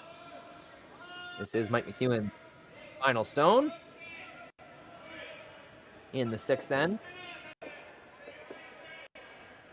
Mike is confident that if he takes this in-turn tap away, there will be no shot for two. That's all we're trying to do. Playing that out turn once again. Sweepers guide it right in. Attempting to take away run back as well from the corner guard. And I think they did everything. I think they got everything accomplished here.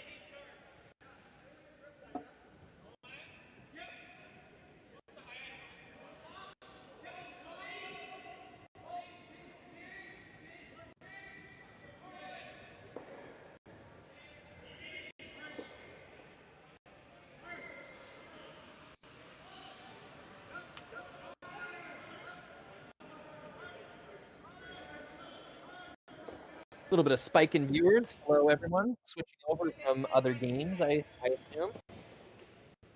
If you had Friday off, okay, you have filled your entire day with Stu Stell's Oakville competition, as well as the men's and women's Saville Shootout 2023. Thanks for joining us. Kyler Kleibrink throwing his last rock in the sixth end. Trying to score a point here. Game alive. Bam, bam, bam. And he does. It's everything right where he wanted to. It's a big shot. Team Kleibrink with a few opportunities to cook there in the sixth end, but Team McEwen pretty solid, not letting it happen. Forcing Team Kleibrink with some tough shots. That'll be a score of 1 in the sixth end. Team McEwen, powerful 2-point lead with hammer in the seventh end. And we come back.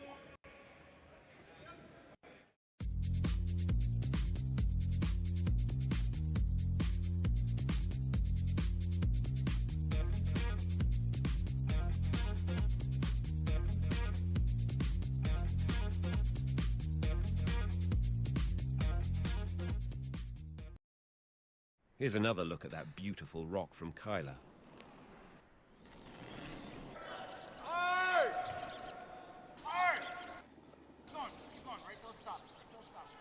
Setting things up really nicely. They're close to the win with that one. Now in the last end of the game, Team Kleibrink has a draw to the button for the win.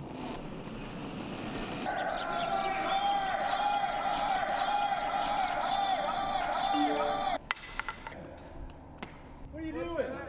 Hold on, the guys that didn't play, I just made a call. They made me way more cash than you guys ever will. If you want to destroy the sports books, come join the #1 sports investing community on the planet at inplaylive.com.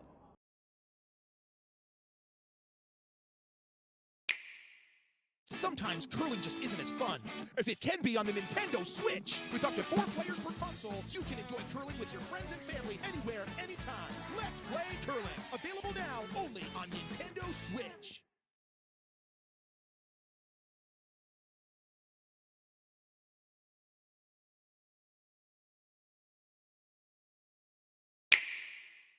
The Roaring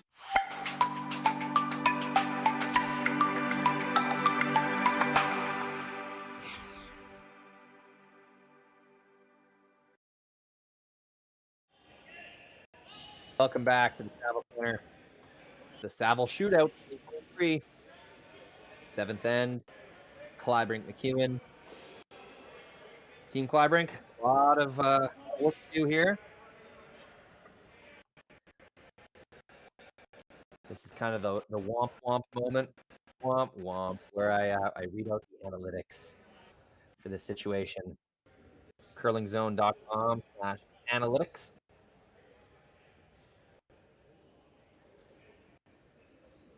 Gives you the breakdown, the matrix of the previous year's competitions. Oh, still early season for everyone. I don't know if I'm doing it wrong or it's not loaded up yet. Okay. Lots of good stats, team info, event standing, curlingzone.com. If you don't know about it now, I'm shocked. But that's the plug. curlingzone.com. Events, teams, scores, fantasy curling, news, all the curling news, stories from the players, stories from the events. curlingzone.com, home for all curling news and stats. 3 rocks in. Kleibrink throwing 2 center guards. This is all a way to accept that play is going to go to the middle. And Kleibrink without Hammer, just looking to use that free guard zone as best as they can. Now 2 rocks on the center line. Those can't be ticked out of the way either. So 2 nicely made shots by Jordan Tardy. It's going to put them in the exact position they want to be in.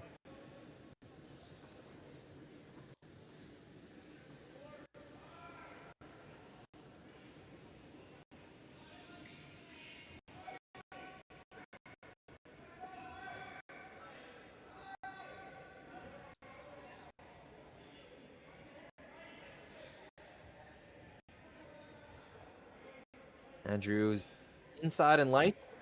Maybe just light. Not a bad miss. I mean, you want to light up anything there. Your rocks in the way for promotion. Nothing wrong with that.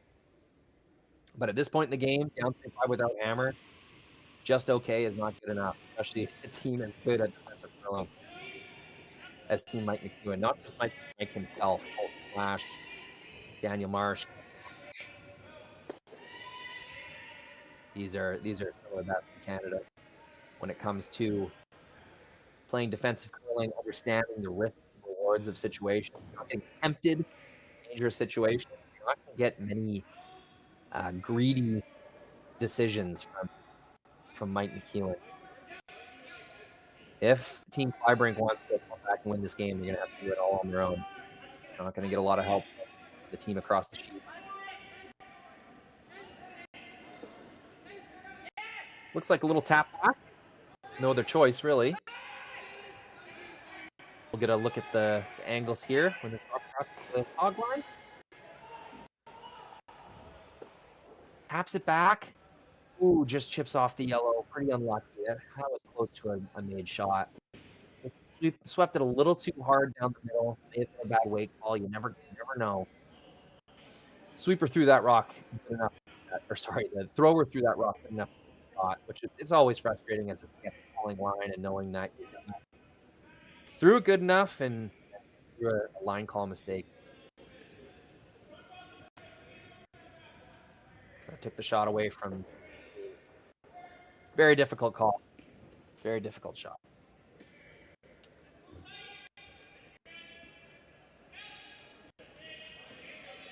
It's like Team McEwen sees an opportunity to get some red. They're going to take it.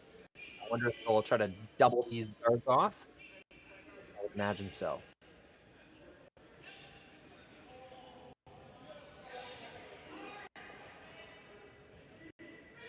Ooh, that's curling a ton. Not the result they were looking for. Yeah. Yellow rock cannot be promoted back. That red rock is determined to go to the side of the forefoot, away from the button. That's a bit of a break for Team Kleibrink. Got that one going a little bit, I thought Kevin did. Either came across the center line a little strange or release. Not too sure, but that rock was moving off the center line right away.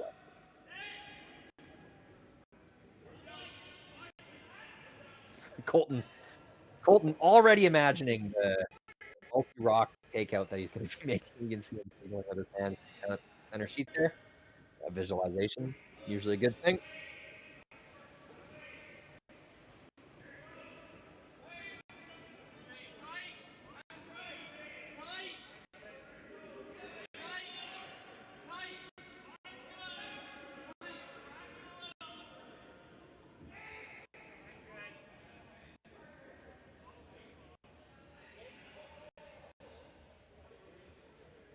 There we go, Sebastian Robillard. Some ups and downs, some big misses this game, but also some impressive makes. So, an interesting game on tape for Sebastian. We'll have some good stuff to take away leading into the next tournament. Team Kleibrink up their first game. I'll tell you against who in just a second here.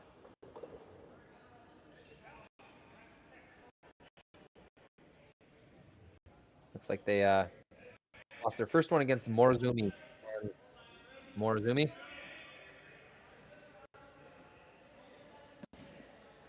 now playing McEwen in their second game. After this, in the pool play, Team Kleibrink will play Team Champ from Ontario, followed by Yanagasawa from Japan, then finish off against Adams from Alberta. So even if Team Kleibrink is able to come back from this one, they'll have some more strong opponents to play. Ooh, does not squeak that by the guard. Does not squeak that by. Got tempted into making the double. Knew that he wanted as much of the nose of that red rock on the side of the forefoot as he could. And all of a sudden, we got an end here. Not a lot of guards left, so he's doing a good job of removing guards. But that's 2 rocks on the side of the forefoot that teammate McEwen could have prevented. Most importantly, it allows Team Kleibrink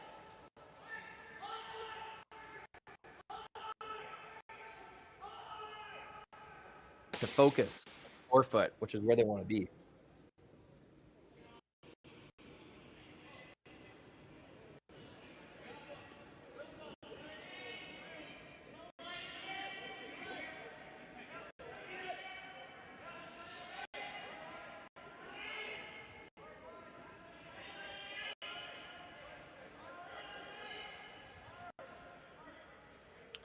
This is worth a discussion for sure. Got to think you'd want to make a freeze or tap those rocks on the top of the forefoot. That's where the action's coming.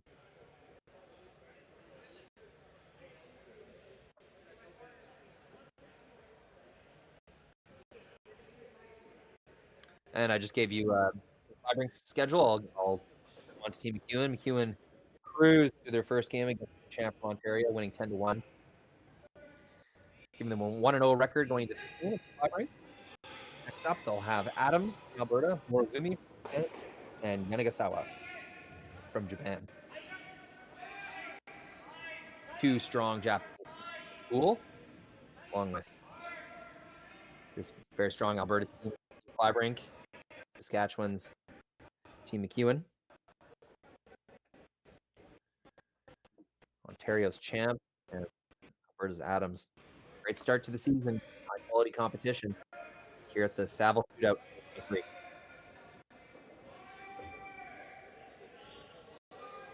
Bit of weight that I was not expecting. Sweeping that, they will get off those rocks. I'm a bit confused by that call. I'm not a master strategist. You want to keep that backing around. It seems like way more weight than I thought they were going to throw, but down 2 without hammering, you want to take advantage of those opportunities to lie anything. Thing is, Colton Flash just through this stone, just through this path, this double.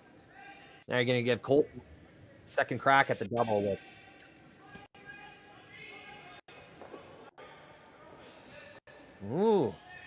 outside this time. This was closer though. Nope, coming back. It was double. Yeah. Gets his chance, takes it. Still a good trade, a beneficial trade for Team Kleibrink though. Like now you've got some action down the middle. You've got some rocks to tap and roll off of. A steal or a fourth is definitely in play, which is the goal for Team Kleibrink. To force the 2-1 and try to score 3 in the 8th end is a realistic opportunity. It's not, the odds are not in your favor, obviously, but that is not out of the question. You would not see handshakes if Team McEwen were to score a point here.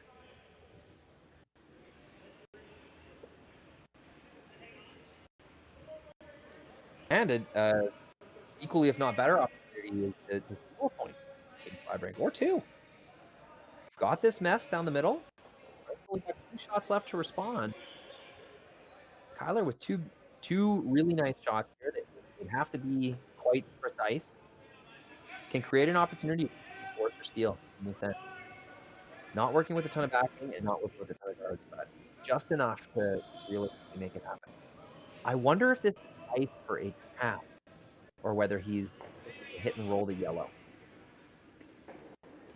Looks like a tap.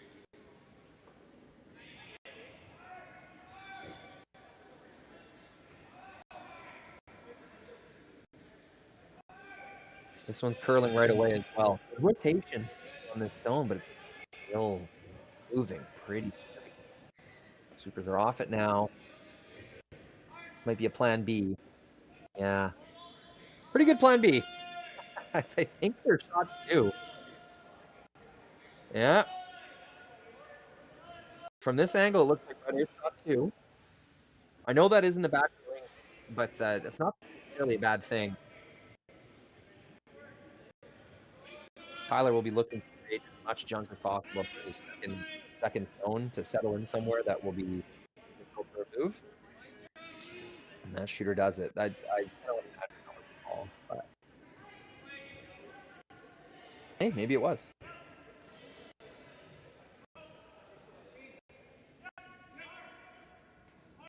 Might have been the call.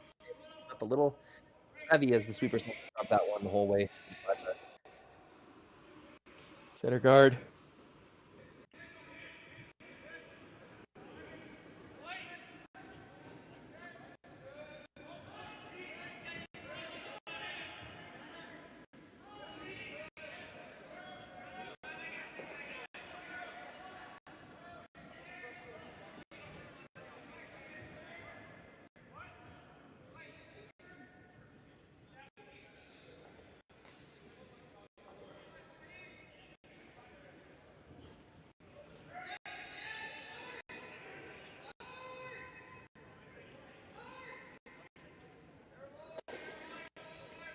Looks like they'll just take the most dangerous stone, being the red in the top 4. I think sitting right on the nose is pretty good. I'm not even sure you want to be totally buried and Tyler be able to draw again. I almost think a wall of yellow would be the better play. Open way into the 4th, being a kind of chip and roll on the inside for Team Kleibrink.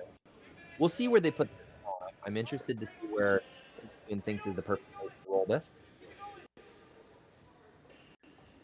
Mike McEwen's first stone in the 7th minute with hammer, leading by 2.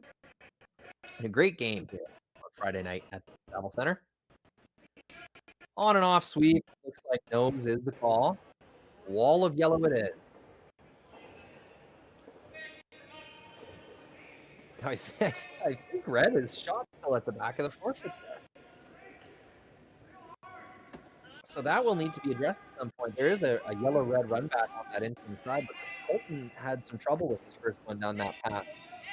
Second rock, even with weight, curled a decent bit at the end. So maybe a tricky path there. It's certainly a better situation than what it was looking like it was going to be earlier this end. Maybe not pure misses. Yeah, Colton's kicking the guard was probably a pure miss, but Kevin Marsh's shot that overcurled. You just kind of hear them there that what team Kleibrink into this end. Now that being said, it's still very comfortable. 2 points up with, not looking at a ton of danger right now. And similar to the previous shot, I'm very interested to see where Team Kleibrink thinks that the perfect roll will be in this situation. I would guess just touching the center line is the perfect roll, making a straight yellow run back as possible. That's my guess. But we will see. This is curling right away as well. Really moving. Sweeper's trying to get through. Next one rolls to the side.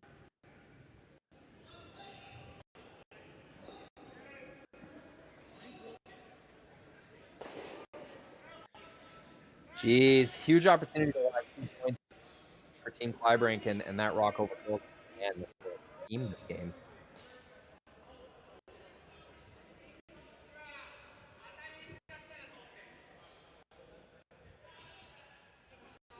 If Team Kleibrink had not picked that top one, even if they had overrolled, it still would have been shot 1 for Team Kleibrink with a pretty difficult shot to get rid of it.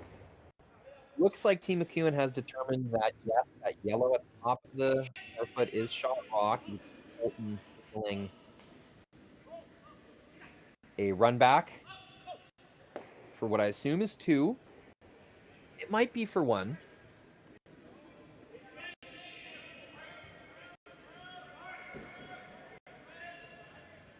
A couple words from Colton there to Mike. A little bit off camera there, but Colton encouraged Mike to go back and at a certain part of this shot. May have been saying, hey, just add like a little more ice there. You don't want to take a little less, but either way.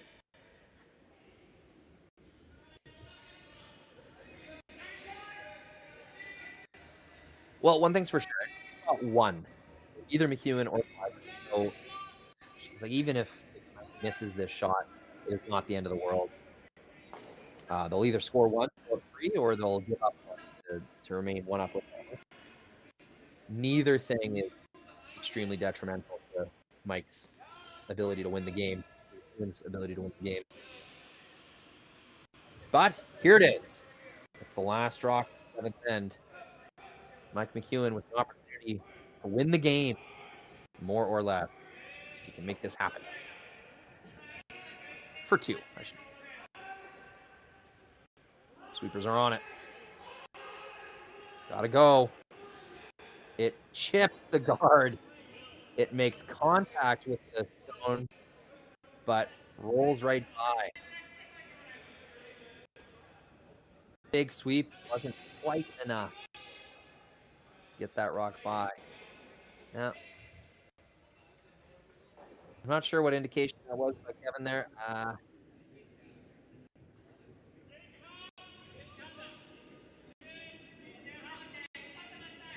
We will see. We will see who scored what when we come back.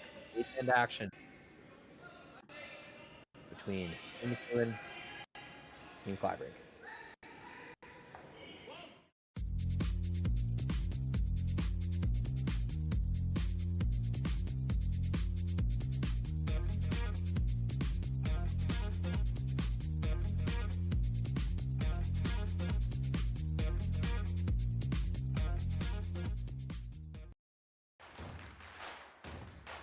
Imagine being able to stream every curling game from every sheet from any event, be it your Wednesday league game, bonspiel, or corporate event. Curling Stadium offers an all-inclusive streaming solution featuring high-quality cameras, ease of use, great reliability, and minimal installation. Offering your sponsors customizable ad space on your streamed curling games and being able to sell video packages to your corporate events for increased revenue. With Curling Stadium, you can stream to any device, be it your mobile phone, tablet, or computer. Push the feed to your desired platform, be it Facebook, YouTube, or any other social media. Curling Stadium is simply the way forward. Where it's commonplace in other sports to televise every game, we want to do the same. Curling is a global sport, and it's time it gets the coverage it needs. Make your curling club the next Curling Stadium. Stronger agronomics, better returns, greater peace of mind. From pre-seed to post-harvest, you can count on the Victory Canola program to keep you and your farm ahead of the curve. Grow with us at victorycanola.com.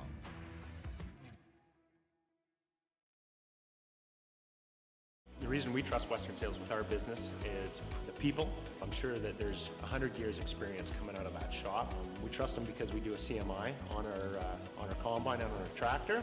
When our equipment comes out of Western Sales, it's going to be good, because if it's not, they send us another combine, they send us another tractor. And we're not naive to the fact that that probably costs them a lot of money. So we just know that the service that we're getting at Western Sales is above par to everybody else.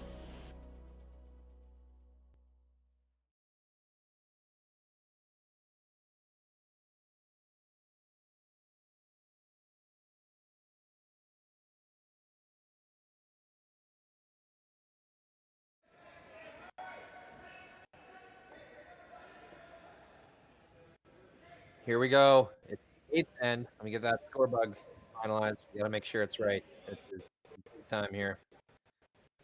Boom. 8th end. There has been 2 rocks down the sheet for Team Kleibrink, 1 rock down the sheet for Team McEwen. Second one coming right now. Ooh, looks like a bit of a miss. McEwen put one high. Left one a little light. This is the 8th end. We had talked earlier. I mean talking to myself about the changing ice conditions throughout the game. 7th, 8th end. You got to watch out for that. And may have got caught with the ice getting a little bit slower. Or Dan just missed. One of the two. That is not Paul leaving it in front of the house. So now Dan's got to fix his mistake. Try to tick his own rock out of the way. You can tick your own rock. And this looks pretty nice.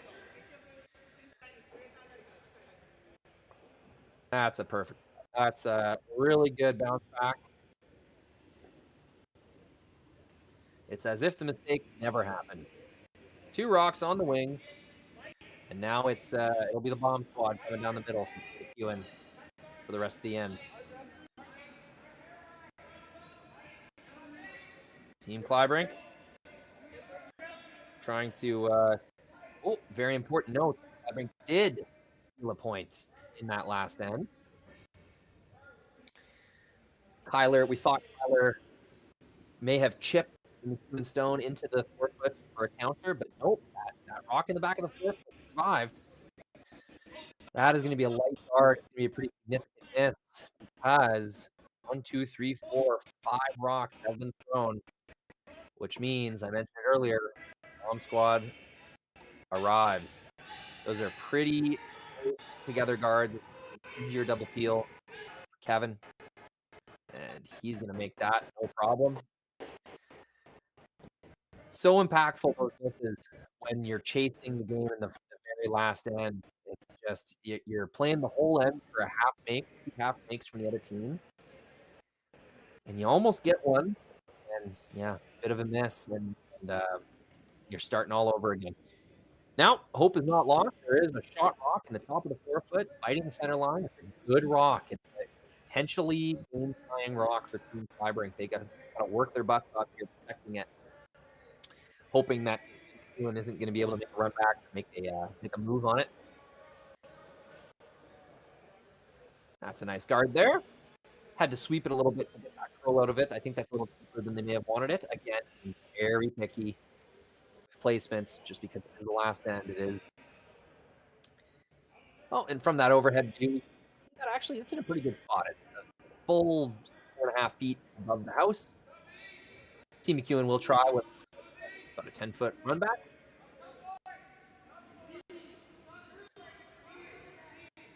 Kevin Marsh, second stone. 1 and just blows by. Tough one, almost made it.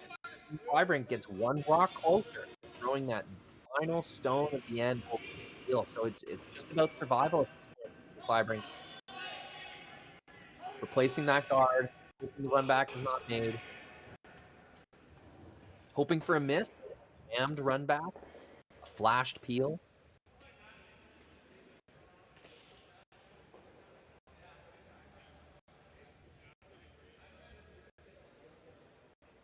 Still got my last rock stop there. Early season round for me, folks. This is Rory McCusker, Curling Stadium Live. Thrilled to be watching this game on a Friday night. Fantastic game. We were treated to a lot of good topics, some very complex ends. The rule changes in curling and just the culture of going for it, of trying to steal, trying to force, trying to do multiple points. We've seen no blank ends. Ends are a bad thing, but just to prove my point, very entertaining curling.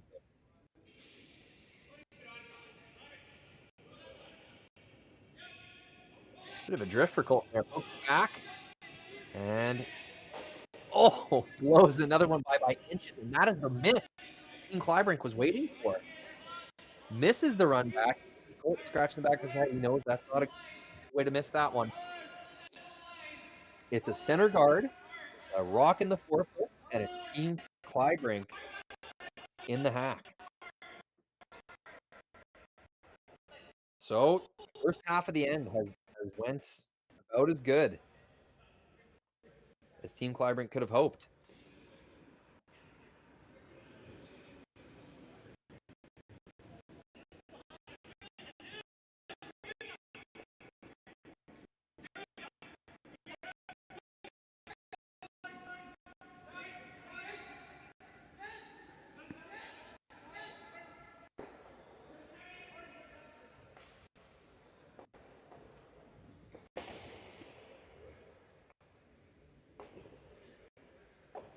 Looks like Kyler and Sebastian discussing what McEwen's next move might be. They're thinking, okay, they're going to throw this yellow guard back.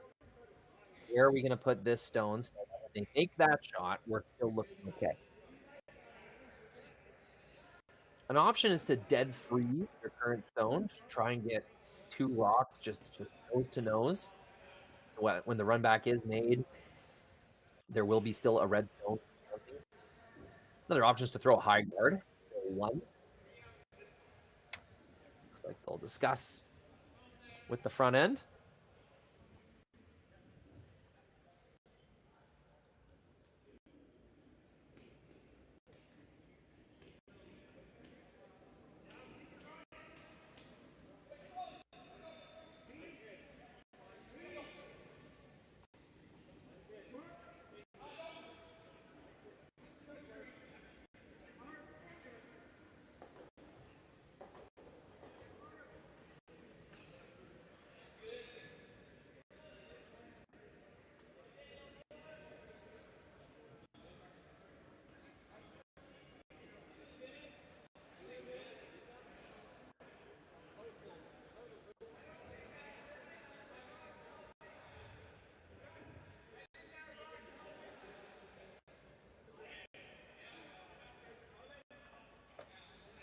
Very precarious situation. Worked so hard to get to this point. They've gotten the luck. They've gotten the misses that they've needed. They've kind of tempted McEwen. They put their guards in the just right spot.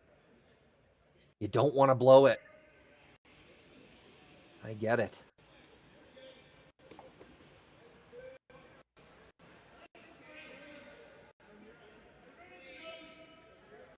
Another option might be joining the back of the button. Yeah, you can see Kyler adding that spot right there. Biggest shot of the game so far. Made some good ones. Had some misses. This will be a key shot here.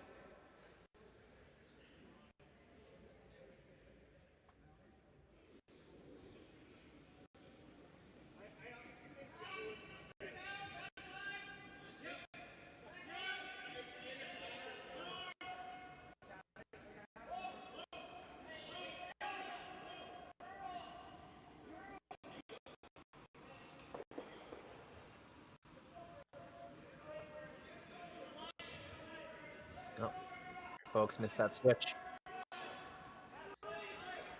That rock. Looks like it's just over the hog line. That is damn near perfect. That is as much separation as you're going to get from those 2 stones. That's a made shot. Big response in a pressure moment. Yep.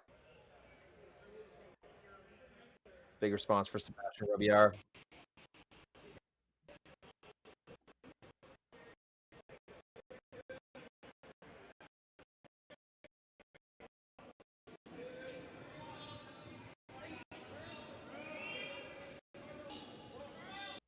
Colton Flash. The big weight hit coming down the ice. Chucks it right down the center line. Out-turn spin. He get both guards. Get 1. He does blow by second guard. Taking away the in-turn draw pass now. Things get even more interesting in Kleibrink.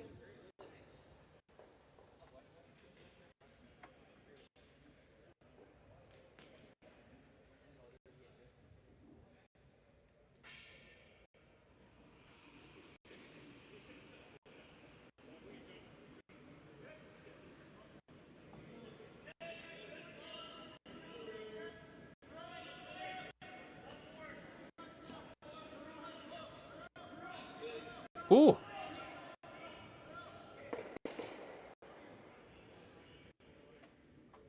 Down 2 points without Hammer in the second end.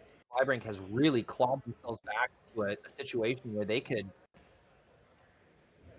tie this game. They could even force Mike McEwen to shoot against 2 stones. They could force Mike to shoot against the win.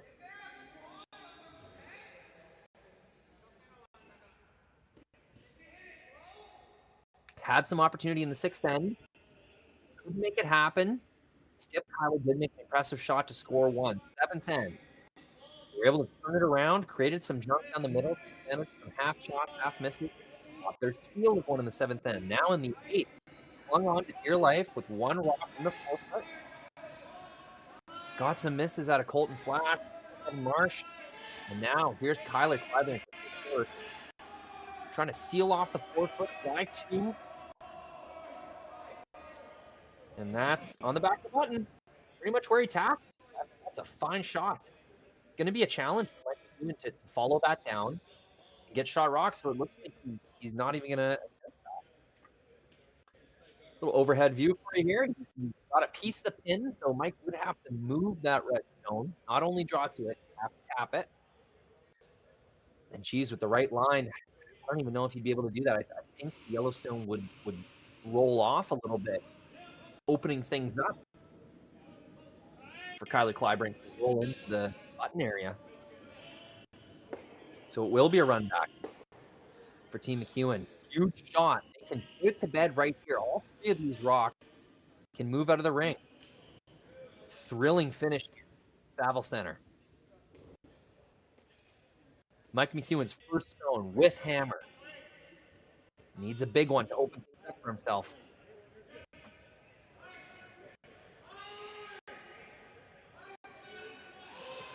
Looks close. And for the 4th time this end. For the 4th time this end. Run back misses by inches. Team McEwen has been so close so many times. Kept that one. Colton had a few. And now Mike's got one as well. Run back that was so tight. So close to the broom. Gets by him.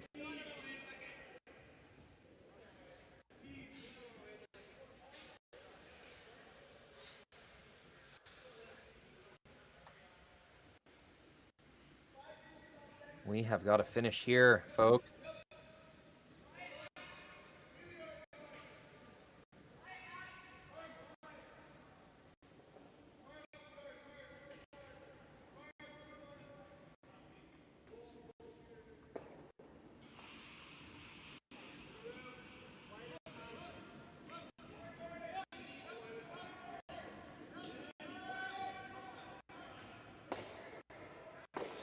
Kyler Kleibrink's final stone. Looking to protect his 2 in the rings. Force Mike McEwen to throw against 2.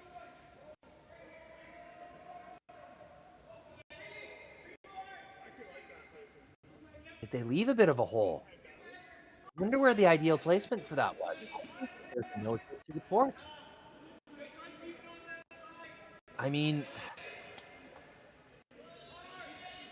bit of a victory. There's those 3 yellow stones on the left-hand side from the shooter's perspective. None of those are very easily run back. Get both those stones moving. An option for Mike would be to play run back to move 1 red. This is for the win, though. Down the pipe.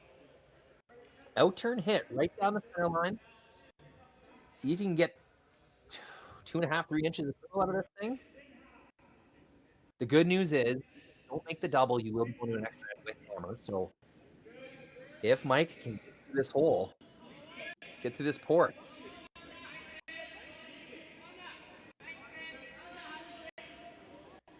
Wow, what a thrilling finish. Mike McEwen, this is the final shot at the 8th end. Facing 2, a shot against the wind.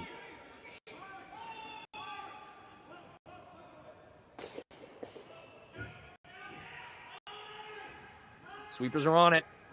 This is curling. Colton Flash gets it through the hole. 1 and 2 with a double. It's a win for Mike McEwen. What an incredible game.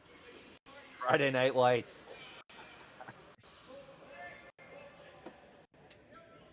Both teams should feel very proud of themselves. That was a fine competition, fine display by both teams. It's going to be a final score of, I believe there was 2 scored in that inning.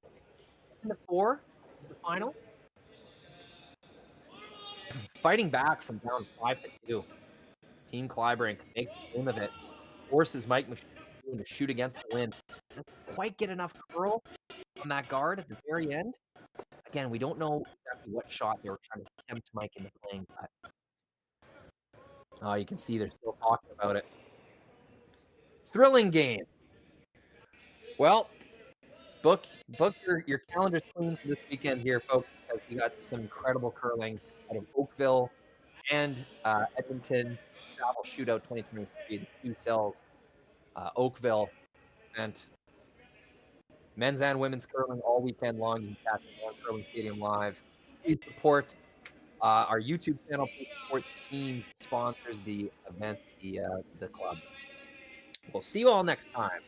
It's been Rory McCusker. Thanks for joining me for that game. Have a good night, everybody.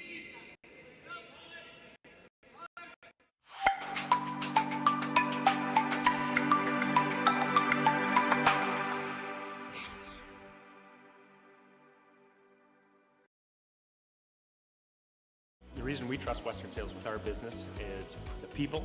I'm sure that there's 100 years experience coming out of that shop. We trust them because we do a CMI on our combine and on our tractor.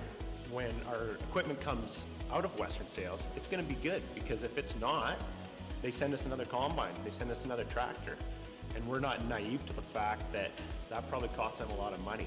So we just know that the service that we're getting at Western Sales is above par to everybody else.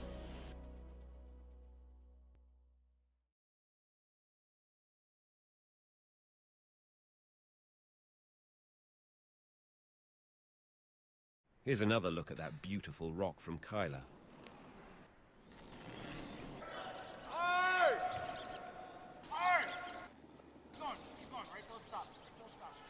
Setting things up really nicely. They're close to the win with that one. Now in the last end of the game, Team Kleibrink has a draw to the button for the win.